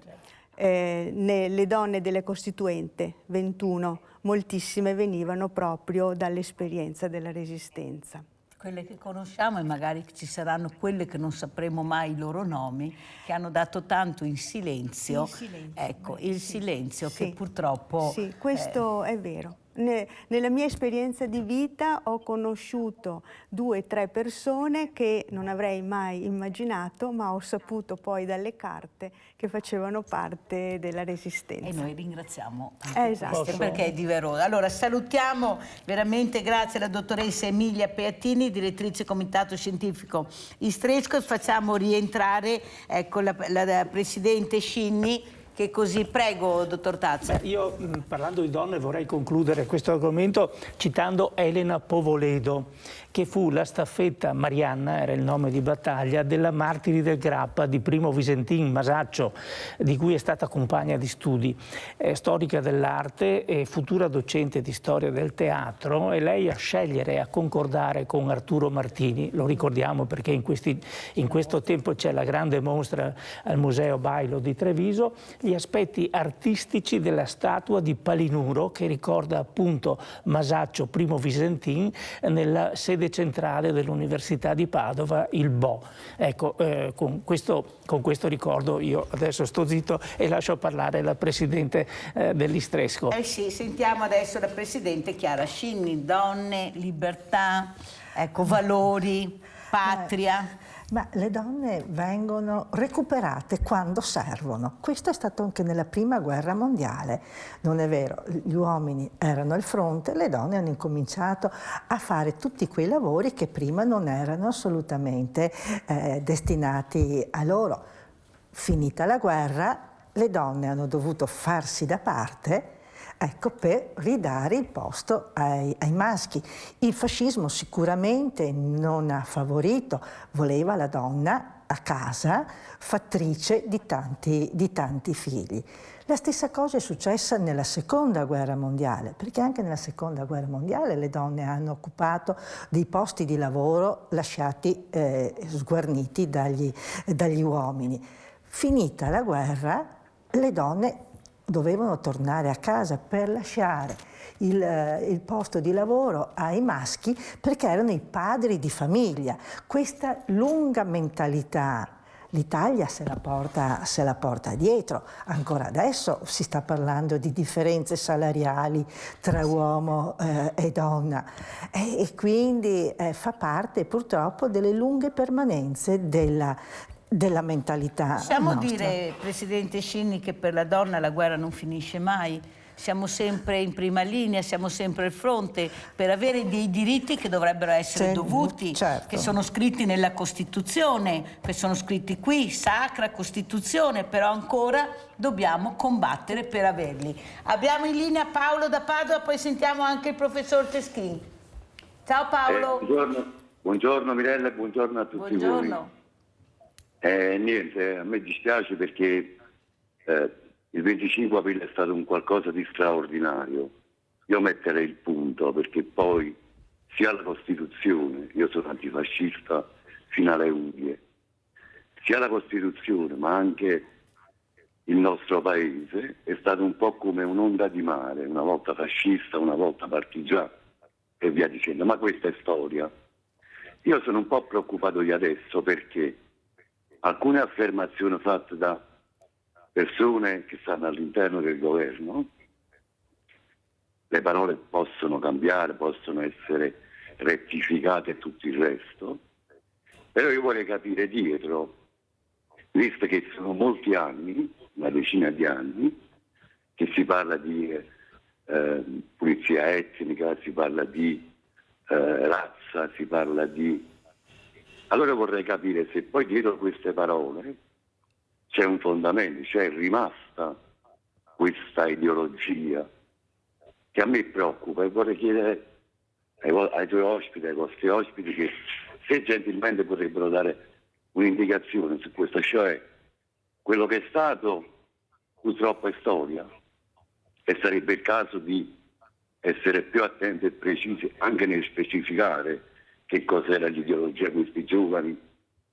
che brutta fine hanno fatto, anche quelli fascisti, perché poi non dimentichiamo che avevano delle responsabilità, come Mussolini, come altri fascisti, Gentili ed altri.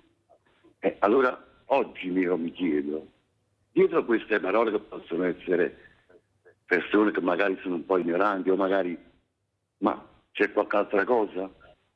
Ti ringrazio e vi lascio a voi una buona giornata. Grazie, grazie. Salutiamo anche Paolo da Padova. Come avete sentito, hanno chiamato dappertutto questa mattina, mi fa molto piacere. Ecco, li intrighiamo. Siamo riusciti a intrigarli anche dopo il 25 aprile, questo è molto importante. Allora, Ceschin, come commentiamo questa telefonata e poi le donne, le parole che ha sentito?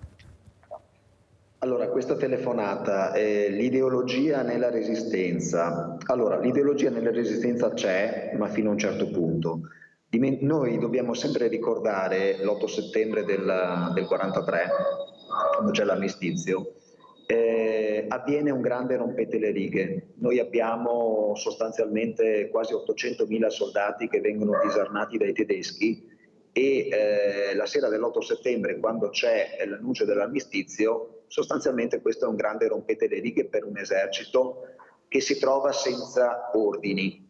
Basti vedere il film Tutti a casa di Comencini, interpretato da Alberto Sordi, che a un certo punto telefona al suo comandante e dice: è successa una cosa incredibile, i tedeschi si sono alleati con gli americani. E questo la dice lunga, diciamo, sulla confusione del nostro esercito, dei nostri comandi, che sono stati lasciati senza ordini. Infatti Alberto Sordi conclude quella telefonata con il suo superiore chiedendo quali sono gli ordini. Ecco, gli ordini non ci sono. Abbiamo un esercito che viene lasciato allo sbando e abbiamo migliaia di sbandati che in parte riescono a tornare a casa, in parte vengono catturati e deportati come internati militari in Germania. Bene, noi dopo l'8 settembre abbiamo una situazione in cui bisogna fare una scelta, ma coloro che fanno una scelta non lo fanno perché sono comunisti, sono socialisti, sono azionisti e hanno una formazione politica ben precisa, perché erano quasi tutti cresciuti dentro il fascismo, avevano conosciuto, come si diceva prima, solamente il fascismo. La resistenza diventa, per alcuni di loro, non per tutti, una sorta di palestra politica. Molti diventano comunisti durante la resistenza, diventano socialisti durante la resistenza. Sono i cosiddetti fratelli minori che non avevano fatto in tempo a fare ad esempio la guerra di Spagna, che non avevano partecipato alle prime campagne militari, quelle fasciste in Grecia, in Africa, in Francia o nei Balcani o in Russia, e che si erano trovati a 18, 19, 20 anni sostanzialmente a fare una scelta. La scelta per quasi tutti è quella della clandestinità, è quella di entrare in clandestinità. Non è una scelta politica, è una scelta dettata dal dover sopravvivere, questa è la prima motivazione, e la seconda motivazione è quella di liberare il suolo italiano dalla presenza nazifascista. Questo è il primo elemento. Quindi noi quando parliamo di ideologia dobbiamo avere ben presenti quali sono diciamo, i pensieri politici di queste persone, che sono sostanzialmente dei giovani o dei giovanissimi. La seconda osservazione è legata all'uso delle parole.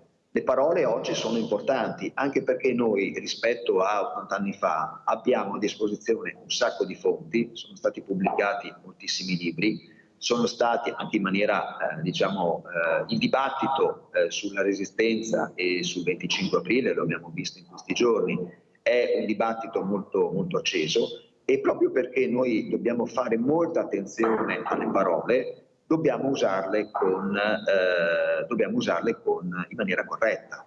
E a maggior ragione lo dovrebbe fare chi occupa chi riveste un incarico pubblico, che sia Presidente del Consiglio piuttosto che Presidente del Senato. Per questo se ne è parlato molto di questo 25 aprile.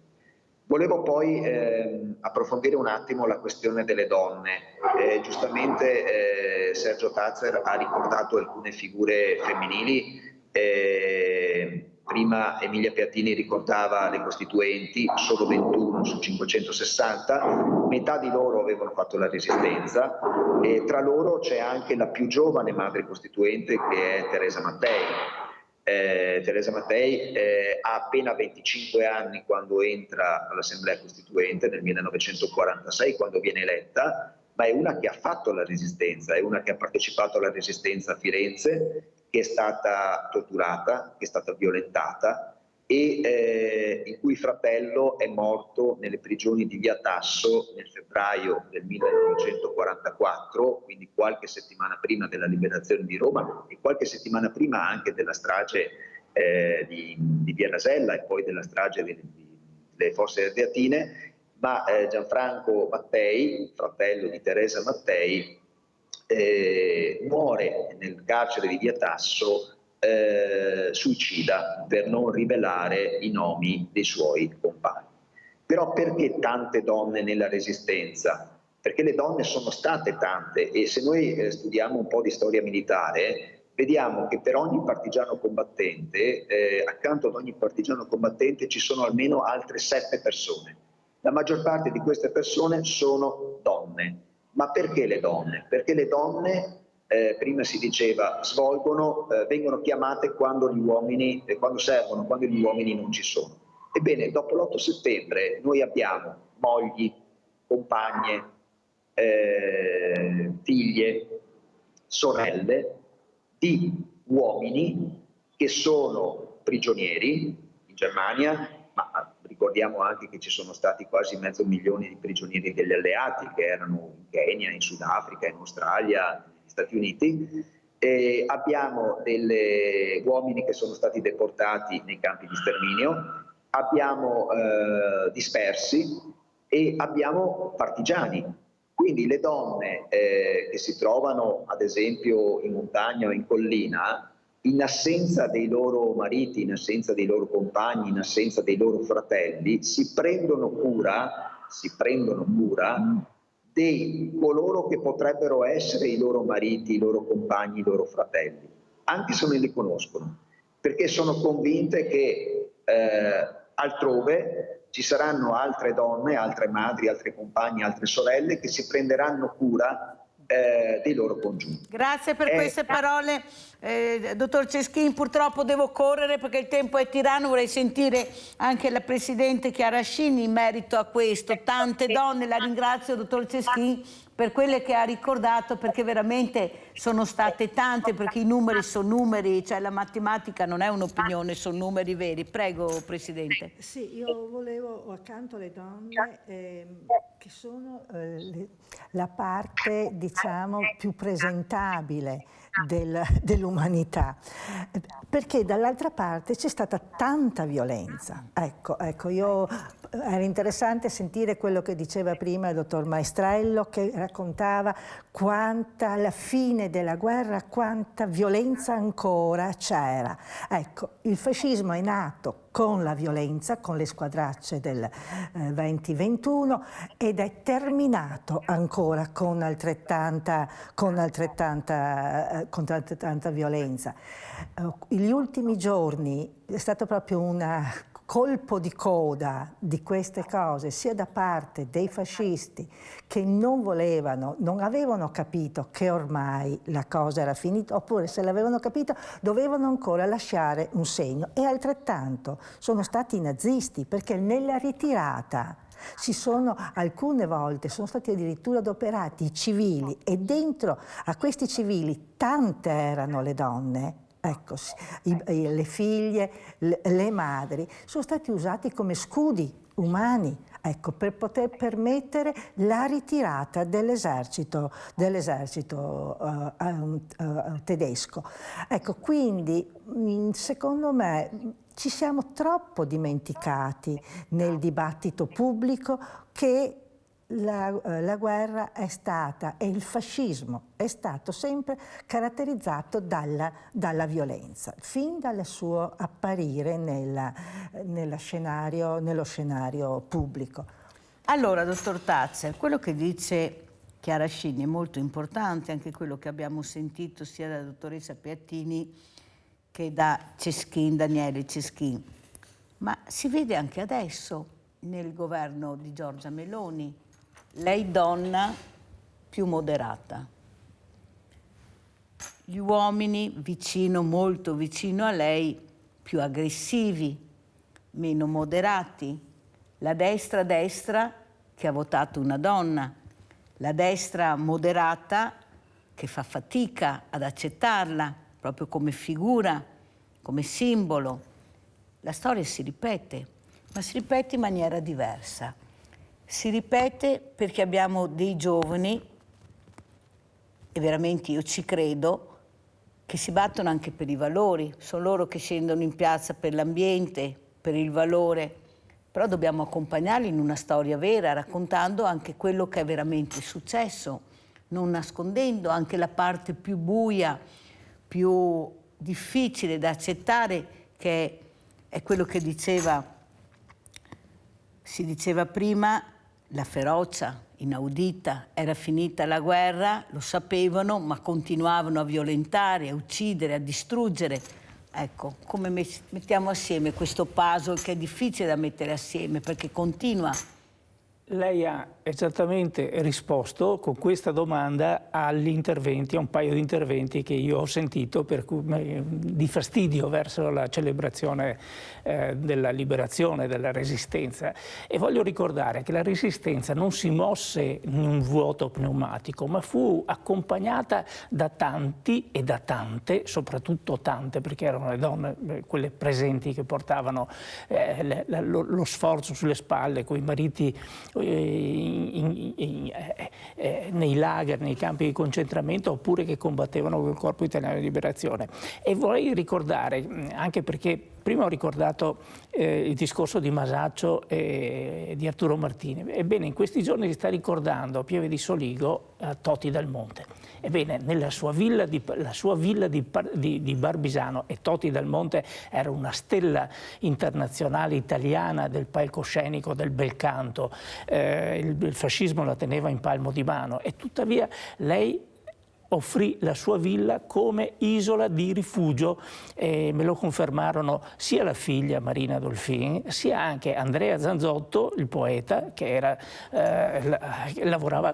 nelle Giustizia e Libertà, che Eros, il partigiano Eros, Berto Lorenzoni, socialista, amico mio, che quando rimase ferito passò anche dalla villa di Toti Dal Monte. Ecco, per dire, questi personaggi, non soltanto le contadine, le quasi analfabete come mia nonna a Crocetta del Montello, ma anche le star del bel canto internazionale italiano si dettero da fare, avevano capito che era ora di cambiare. Le donne lo capirono prima di tutto senza fare tante storie.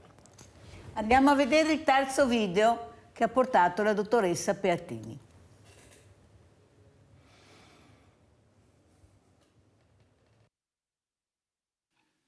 Finalmente poi, il 26 aprile, i fascisti, in particolare le Brigate Nere, si rinchiusero nelle loro caserme, preoccupati dal fatto che l'anello delle forze partigiane aveva cominciato a stringersi attorno alla città. Il mattino del 27 aprile, il generale Giacinto Calante, che era l'ultimo federale di Treviso, ricevette la visita del vescovo, Monsignor Antonio Bantiero, il quale gli portò una proposta di resa da parte del CLN provinciale.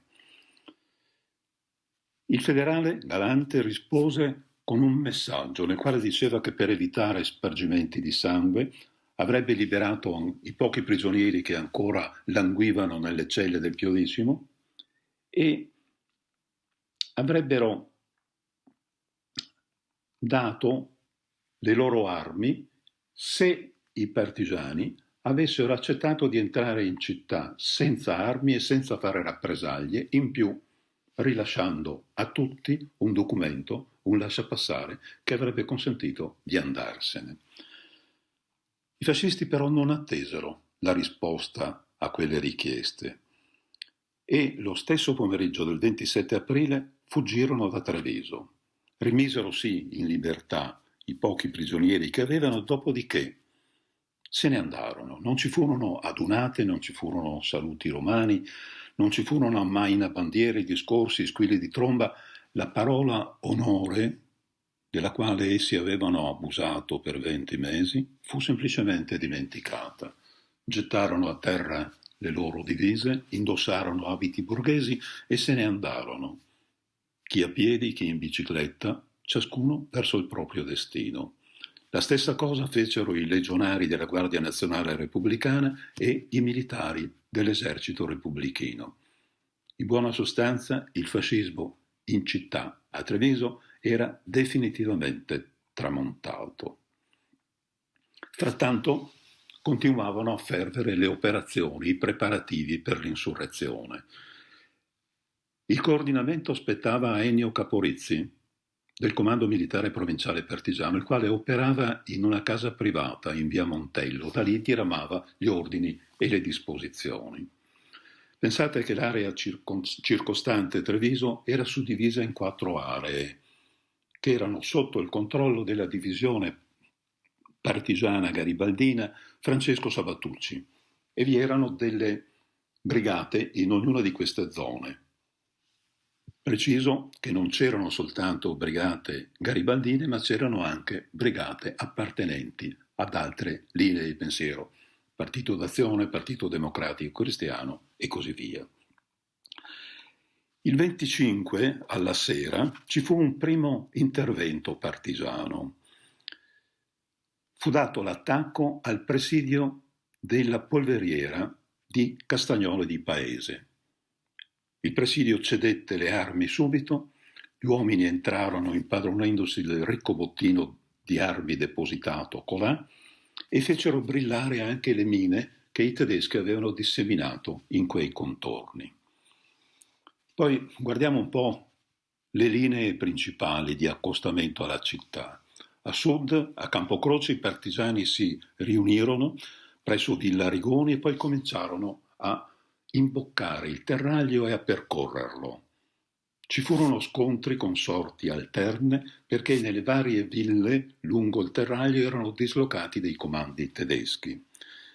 Essi un po' alla volta si impadronirono di tutti quanti quei comandi, si impadronirono anche di un reparto tedesco che era a distanza a Villa Pace, oggi Parco Hotel Bolognese,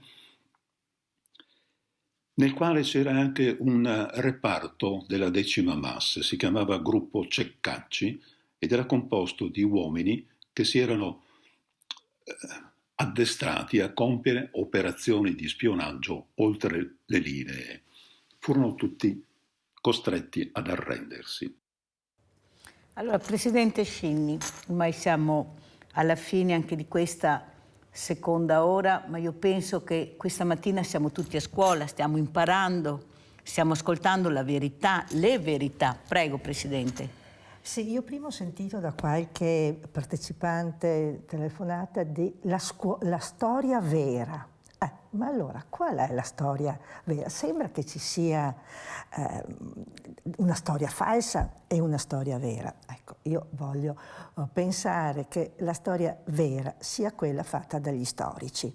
Ecco, la Resistenza è stata sicuramente una delle pagine di storia più studiate. Ecco, ci sono tantissimi libri pubblicati che parlano della Resistenza. Ecco, per esempio, l'Istresco, io mi sento di farmi portavoce di questo, ecco qua, la Resistenza è stata uno dei primi argomenti quando si è costituito nel 92 l'Istresco, che mi piace ricordare che è stato costituito davanti al notaio, c'erano 9 comandanti partigiani più Tina Anselmi. Ecco, si basa proprio, i primi studi sono stati sulla Resistenza, ma che non sono finiti, perché ancora adesso l'Istresco sta studiando. Ecco, per esempio, qui mi piace ricordare un libro di Ceschin, La lunga estate del 44, poi tutto lo studio sulle Brigate Nere, sulla decima massa, quella di Carmen che avevamo visto prima, ecco, quello di Brunetta, Veneto e Resistenza, e la storia orale, è finita la guerra, tutti a casa, eccetera. Qua ne abbiamo portato solo un pochi. Quindi anche a livello locale ci sono tante pubblicazioni che parlano della Resistenza, accanto sicuramente ai capisaldi dei grandi storici. È una pagina che ancora fa discutere. Ma in effetti la storia dovrebbe essere raccontata dallo storico, sì, che la conosce, che in parte l'ha anche vissuta. Abbiamo storici che hanno vissuto, sanno quello che raccontano nei loro libri, altri invece che veramente cercano di farci entrare in questa storia tramite i libri che raccontano. Abbiamo Paola da Campo San Piero. Ciao Paola, poi salutiamo perché anche stamattina ho forato. Buona giornata a te e ai tuoi ospiti. L'altra sera ho visto il film Mussolini, Ultimo atto. Alla fine del film, a piedi pagina, insomma, era scritto che praticamente gli stessi che aveva condannato i partigiani, poi era quei che si è salvato, che chi aveva condannato processi eccetera sommari, i giudici o prefetti, quello che era, alla fine della guerra si sta rimessi al suo posto, e che il retaggio culturale, economico, insomma, di tutte queste persone qua, non è che c'è stato un cambio generazionale tra i contadini si tornano sui campi, gli operai nelle fabbriche, a gestire il potere, il quarto è stampo, appunto, il potere della magistratura, si torna a pratica a queste persone che aveva condannato i partigiani in gran parte, insomma. E riguardo il coso delle donne, l'altra sera ho sentito una signora del Cuneo intervistare in televisione, appunto, che parlava proprio delle donne. Adesso, riguardo adesso, 2 o 3 mesi che avevamo il segretario del Partito Democratico, è la signora Schlein, signorina, non so se è maritata, femminista, quello che sia, e che si partia con tante belle parole, tipo l'uguaglianza, anzi si partia con oltre altre cose, lo sfruttamento dell'uomo sull'uomo e lo sfruttamento dell'uomo sulla donna, che esiste e che tuttora, secondo me, esiste ancora. Dal punto di vista salariale se le paga ancora il 30% in meno, ma non è solo riguardo solo le donne. Ad esempio in America i medici americani, qualche volta mi vedo qualche bel filmetto, se sei nero prende il 30% in meno del suo collega bianco. È proprio una cosa, come si dice, abbastanza diffusa. Paola, devo chiudere perché sono in ritardissimo, comunque sei stata molto chiara, ti ringrazio della telefonata, ti sento anche bene, sono contenta. Allora, come ci saluta, dottor Ceschin?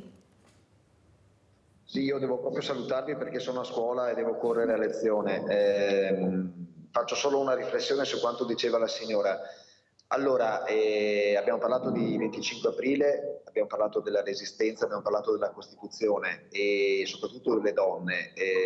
La storia di Tina Anselmi, che diventa la prima ministra donna nel 1976, quindi a distanza di 30 anni alla fine della guerra, a 30 anni dall'Assemblea Costituente, la dice lunga su quello che è stato il percorso molto difficile delle donne nel nostro paese. Se pensiamo che fino ai primi anni 60 le donne non potevano accedere ai concorsi in magistratura, non potevano ricoprire ruoli nei corpi diplomatici, in alcune facoltà universitarie non potevano insegnare. Quindi è stato un percorso molto lungo, molto accidentato, che per fortuna tra gli anni 60 e gli anni 70 ha subito un'accelerazione, in particolare con la riforma del diritto di famiglia del 1975. E anche con il voto, fortunatamente. E anche con il voto ovviamente del 46, ma è un percorso che secondo me è ancora lungo se pensiamo ad esempio al fatto che le dimissioni in bianco, ad esempio, fino a qualche anno fa, fino a 5-6 anni fa, erano una realtà molto presente nel nostro paese e lo dico sempre alle mie studentesse, quando capiterà di andare a fare un colloquio si sentiranno fare una domanda se sono sposate, se hanno intenzione di fare figli, eccetera. Quindi è un percorso, quello delle donne, ancora molto lungo ai noi. Grazie. Salutiamo il professor Daniele Ceschin, storico. Grazie veramente, professore. Ecco, ricordi sempre quando insegna, ecco, che ci siamo anche noi, perché veramente forse dobbiamo ricordarlo anche ai ragazzi, che veramente stiamo un po' sgomitando, anche se siamo nel 2023. Grazie professore. Come ci saluta Presidente Scinni? Io volevo ritornare su un discorso fatto in precedenza, sulla parola partigiano. Ecco, perché partigiano adesso si sta un po' confrontando con la parola patriota. Ma qual è la differenza? Partigiano voleva dire di parte, perché in effetti la resistenza è stata fatta da chi ha fatto una scelta. Magari la più semplice era quella di combattere contro gli occupanti italiani, ma ci sono state anche altri tipi di motivi che hanno spinto le persone, quindi sono tutte persone che hanno fatto una scelta.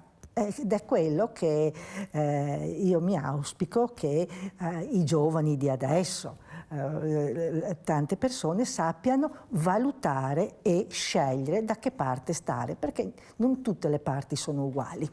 Grazie alla Presidente Chiara Scinni, Presidente Istresco, grazie, spero che il dottor Tarzi rimanga ancora con me un pochino, che non fugga, perché già aveva messo via tutto, ma Mirella lo intrattiene, perché ho bisogno ancora di questo storico. Grazie, pubblicità. Dottor Tarzi, guardi qua.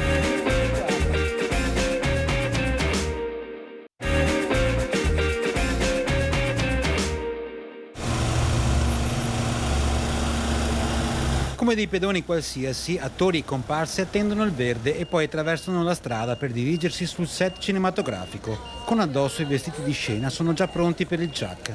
A Castelfranco proseguono infatti le riprese della fiction biografica su Tina Anselmi, politica di primo piano della DC e nel 1976 prima donna a ricoprire il ruolo di Ministro della Repubblica. Nata e morta proprio qui a Castelfranco, dove i suoi concittadini la ricordano con affetto e orgoglio. Stanno facendo un film su Tina Anselmi. Benissimo, importante perché è stata una grande donna, una grande politica e Castelfranco è orgogliosa di essere stata la sua città. Abbiamo tutti qui di Castelfranco un ricordo di una delle prime donne che ha fatto politica, che ha lasciato un segno significativo. Scendete, fate il giro davanti all'uomo. Non si può passare. No, dalle 14:30 in poi è interdizione ai pedoni per le riprese del film. Il set è blindato, ma prima della chiusura dei varchi riusciamo a vedere qualche preparativo. Magari qualcosa la sopra lasciata. Le auto d'epoca, i sacchi a protezione delle schegge, arriva anche la bandiera sabauda come vessillo per una foto di gruppo. Il film prende le mosse proprio dalla Seconda Guerra Mondiale, quando la poco meno che ventenne Tina Anselmi, interpretata da Sarah Felderbaum, partecipò attivamente alla Resistenza come staffetta partigiana.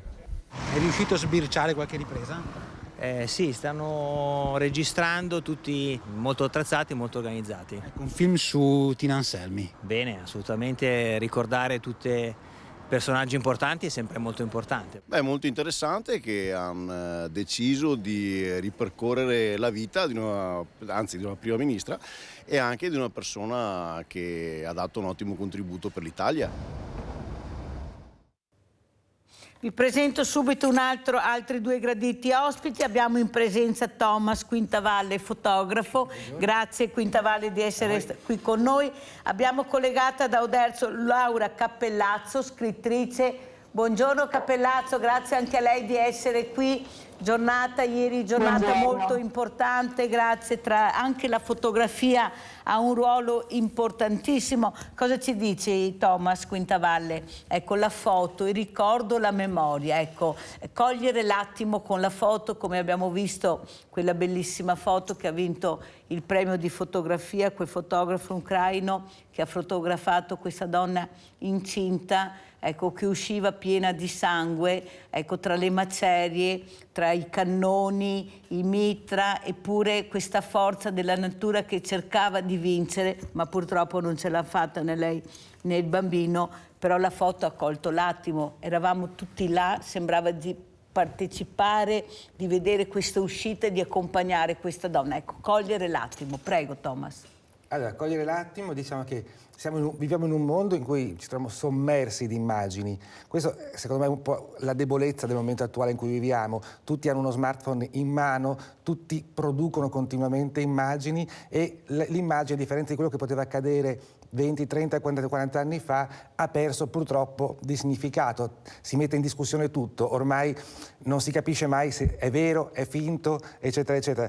Per fortuna, diciamo che immagini come quella di cui parlava lei hanno un significato inequivocabile e hanno la forza di portare le nostre vite, le nostre coscienze per un istante in quell'attimo che quella persona ha colto. Ma diciamo che in questo momento la fotografia, secondo me, sta vivendo un momento un po' critico, perché c'è una sovrabbondanza di immagini, non si stampa quasi più. È tutto digitale, abbiamo questi telefoni sovraccarichi di immagini di qualsiasi cosa. Fotografiamo una raffetta di mortadella, ogni smorfia che ci viene in mente con gli amici, con i parenti, eccetera, e dovremmo un pochino ripensare la fotografia, dovremmo iniziare prima ad osservare, a guardare e poi, se proprio, non essendo tutti dei fotogiornalisti, dovremmo ricordare a volte con la mente quel momento, anziché continuare in maniera quasi bulimica a riproporcelo sullo smartphone.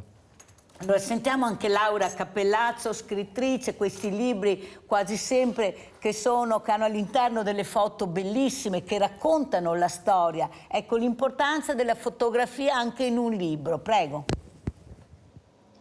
Sì, intanto ringrazio per l'invito. Questa volta nel mio libro,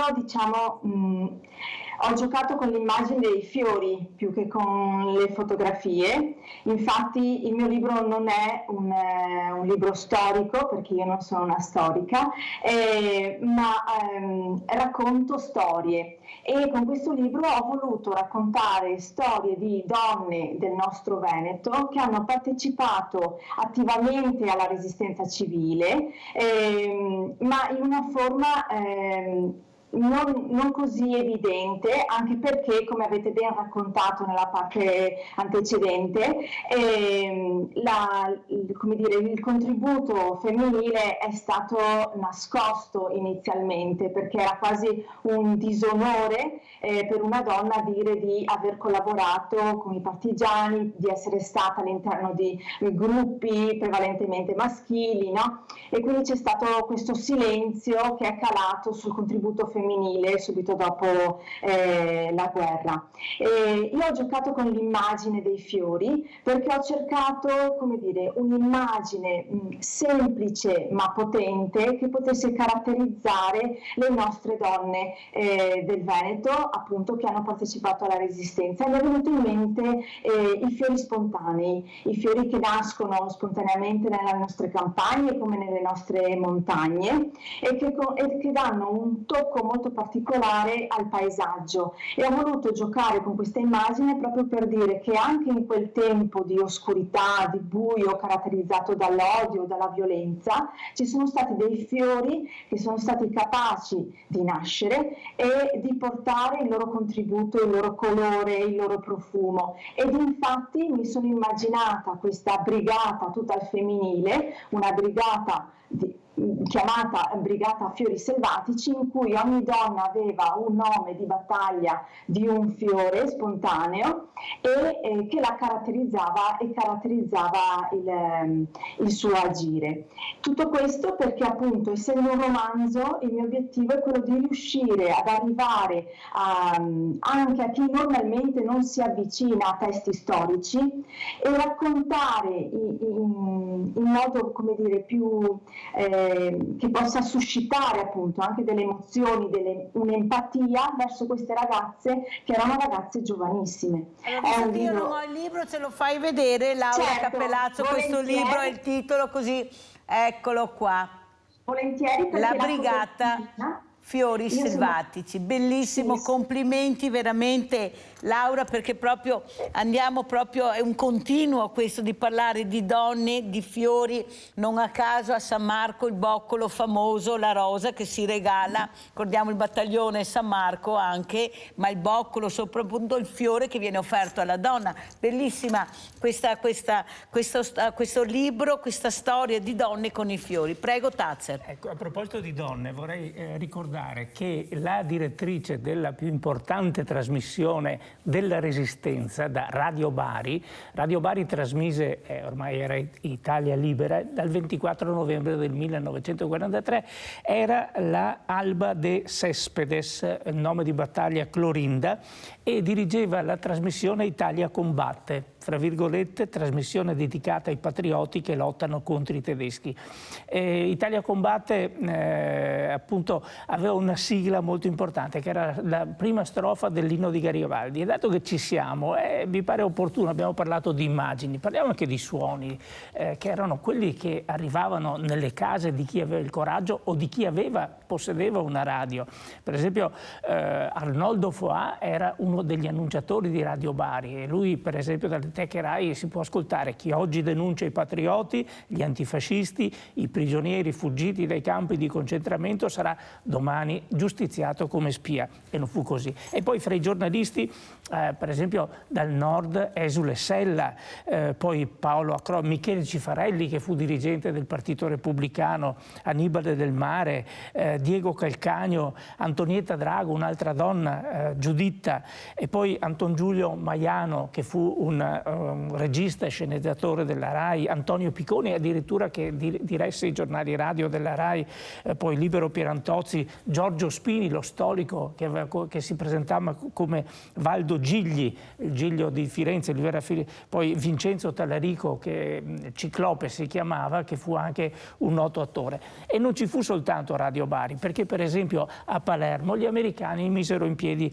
una radio che venne affidata a un sergente che si chiamava Misha Kamenevsky, ebreo russo naturalizzato americano, che noi conosciamo come Ugo Stille, che poi fu anche il direttore del Corriere della Sera. Poi ci fu, oltre a Radio Palermo, anche una radio in Sardegna, Radio Brada, che fu messa in piedi dai marconisti della 47esima compagnia in una grotta che fungeva da rifugio antiaereo. E pensate che poi arrivarono gli americani, spostarono la direzione alla direzione a Cagliari. Le trasmissioni venivano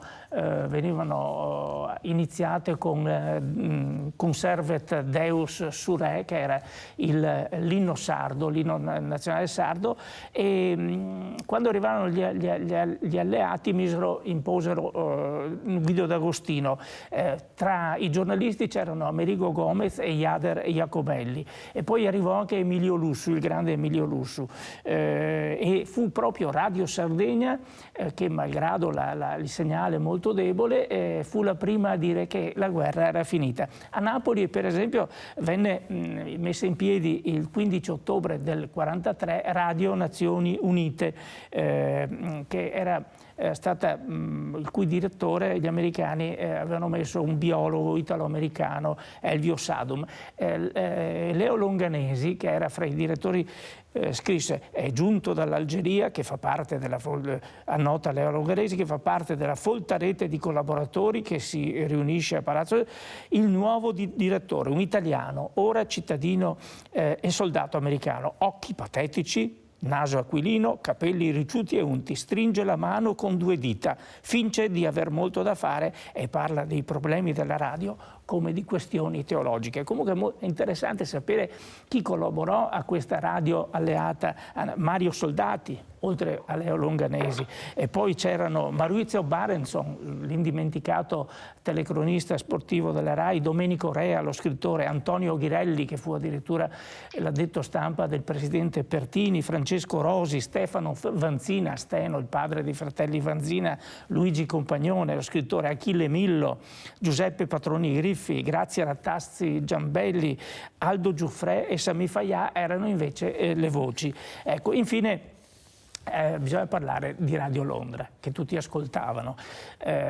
Nacque nel 1938 ma fu rafforzata nel 1940. Il primo direttore fu Ruggero Orlando, l'indimenticato Ruggero Orlando, che poi la redazione venne rafforzata. Arrivarono Umberto Calosso, Umberto Limentani, Elio Nissim, Paolo Treves, Lino Zeno Zenkovic, e poi c'erano anche gli inglesi che parlavano in italiano, come il colonnello Harold Stevens, il colonnello Buonasera, ex addetto militare a Roma.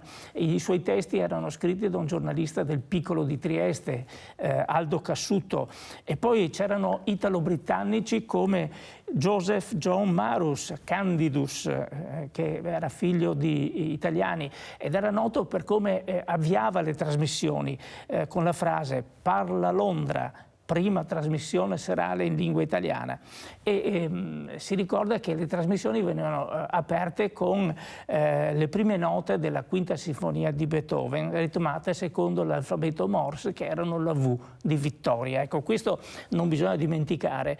Parliamo di immagini, non dobbiamo dimenticare le voci che hanno accompagnato la resistenza delle donne e degli uomini, non soltanto in Italia.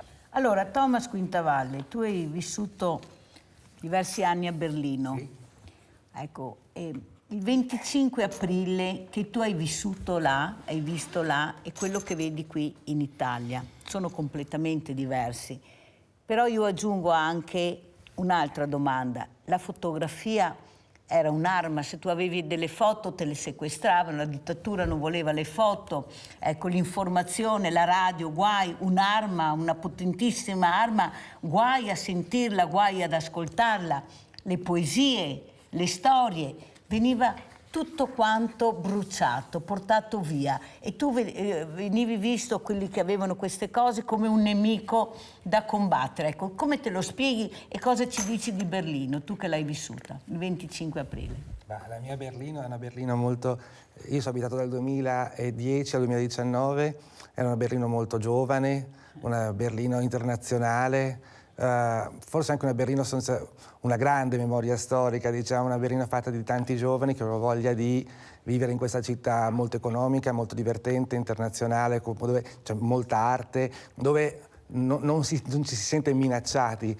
Negli anni in cui sono stato io penso anche adesso, c'è una grandissima libertà lasciata ai giovani, agli intellettuali, tant'è che divenne per varie ragioni in quegli anni veramente un rifugio in Europa, il più importante per artisti di qualsiasi campo.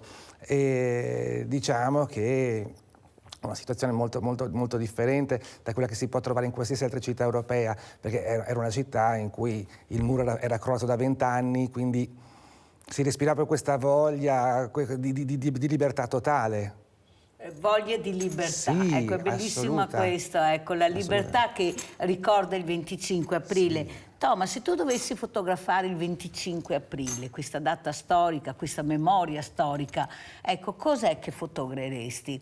La bandiera, il dittatore, ecco, il partigiano, il patriota, che dobbiamo anche capire, qualcuno si è appropriato della parola patriota, alla fine sono i partigiani, i patrioti. Prego. Ma io fotograferei un nonno col nipote. Bellissimo. Perché comunque la memoria storica, cioè di persone che comunque piano piano se ne stanno andando e lasciano attraverso il racconto ai figli, ai nipoti, il significato di quegli anni, quindi il passato e il futuro, la speranza, diciamo. Sentiamo anche come commenta Laura Cappellazzo le parole di Thomas Quintavalle. Sì, se mi posso permettere, mi piace molto questa piega che ha preso il discorso, perché mi permette di raccontarvi brevemente dell'ultima, della storia che chiude il libro, che è la storia di Semprevivo. Semprevivo è quel fiore piccolissimo che nasce tra le rocce delle nostre prealpi, no? Sembra come un piccolo cactus, ma in realtà disegna una rosellina e ha bisogno di pochissima acqua, per dire quanto è forte e resistente alla vita, no? Tutte immagini che ci raccontano di queste ragazze. Semprevivo era il nome di battaglia che è stata data a questa ragazza, a cui era stato affidato un compito, come dire, molto particolare e molto delicato. Lei veniva chiamata quando c'erano delle rappresaglie, c'erano dei, come dire, regolamento di conti, e quindi alcuni ragazzi partigiani della lotta armata venivano trucidati tra i boschi delle nostre montagne, veniva chiamata per andare a fotografarli. Qual è il senso di queste foto, appunto, che mi ha fatto ricordare Quintavalle? Lei fotografava questi corpi prima che venissero bruciati, prima che venissero lasciati lì e quindi si decomponessero, per riuscire a dare a questi volti un nome e una famiglia che li potesse piangere. Ed è questo uno dell'aspetto della memoria che è importantissimo, perché quante famiglie hanno avuto dispersi, hanno avuto persone che non sono più rientrate, pensiamo ai deportati, no? Che per mille motivi sono stati portati nei vari campi di concentramento, di cui poi magari dopo anni ritorna una medaglietta, un pezzetto di abito, un documento.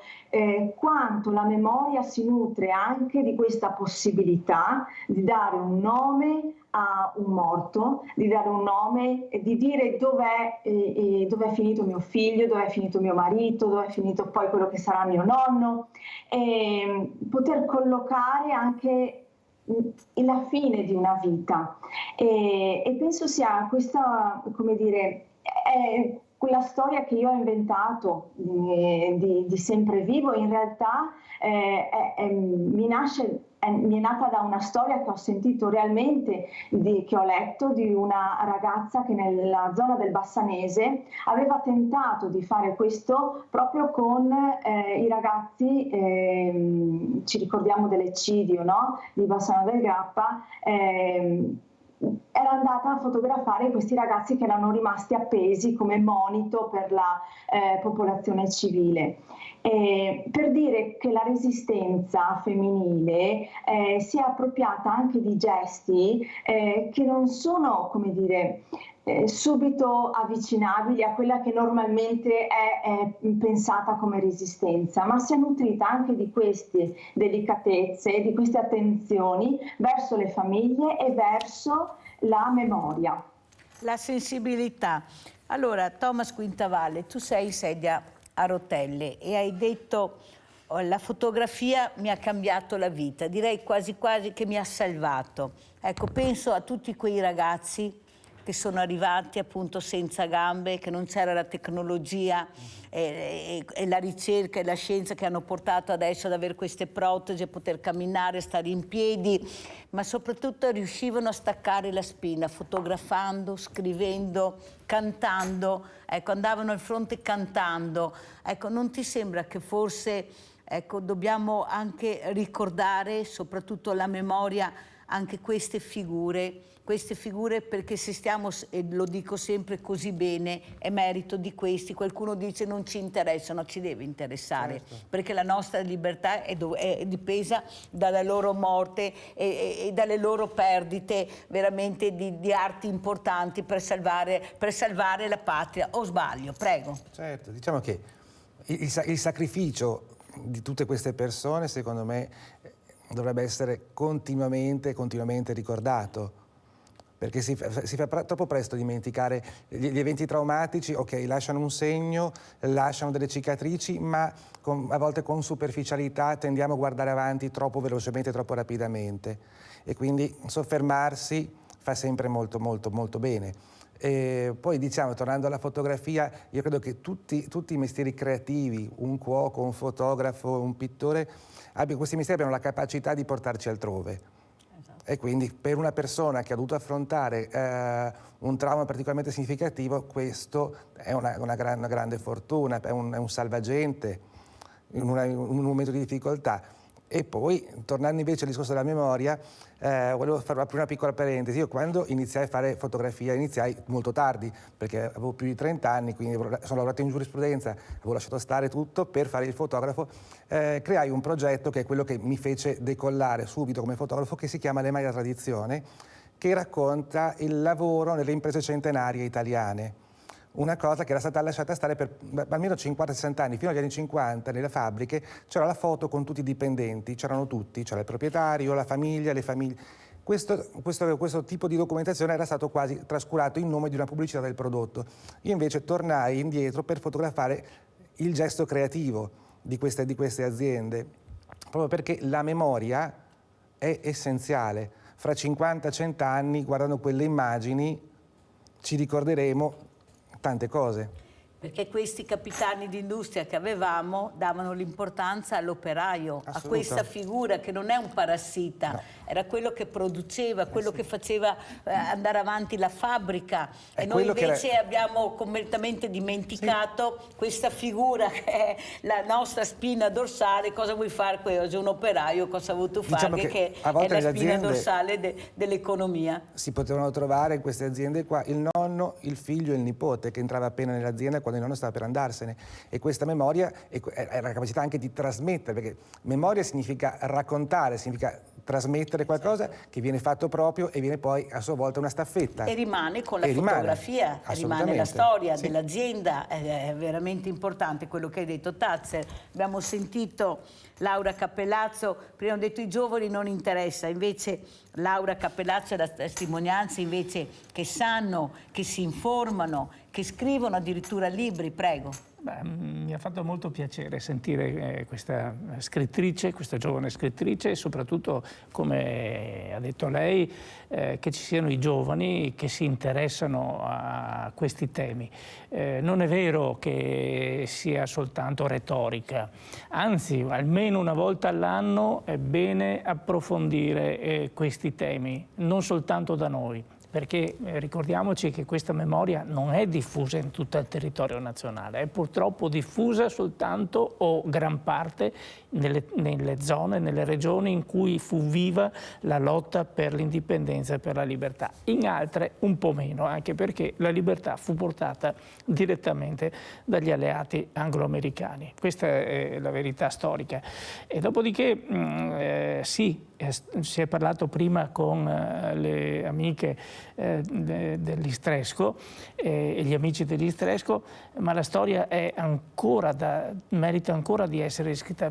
Pensiamo al conte Badini di Zanson di Piave, che diede vita a un suo reparto partigiano che fu fucilato lungo la strada che porta alla stazione ferroviaria di San Donato di Piave. Pensiamo a Silvio Premuda, il colonnello dell'esercito che mise in piedi la formazione Fratelli d'Italia, che fu fucilato in un agguato da una banda comunista. Abbiamo ricordato tante figure importanti, però io direi, scusi Tazzer, ma devo correre, vorrei vedere le foto di Thomas Quintavalle, perché è giusto anche dare spazio anche a queste foto che lui ci ha portato. Abbiamo pochissimo tempo, ecco, cosa hai fotografato? Fra poco si aprirà l'estate, più estate di così non si può, prego. Allora, diciamo che questa fotografia, questa immagine fa parte di un progetto che si chiama Summertime, che racconta l'estate nelle zone dell'isola di Venezia, l'isola di Pellestrina e Punta Sabbione, diciamo quelle spiagge venete dei veneti, non tanto dei turisti. Infatti si coglie una dimensione molto familiare, molto intima da queste immagini. È proprio un racconto della spensieratezza dell'estate. Diciamo che io non ci sono fisicamente, ma ci sono con il mio obiettivo. Ci sei col tuo obiettivo, tanto è vero che questi teli che volano, vero Thatcher, sembra di vedere proprio, di toccarli, di sentire, ecco, quel movimento incredibile. Beh, complimenti veramente Quintavalle, devo salutare i miei ospiti, saluto Laura Cappellazzo, scrittrice, complimenti per questo libro Cappellazzo, veramente grazie per aver abbinato anche questi fiori selfatici, ma talmente forti come siamo noi, come è la donna.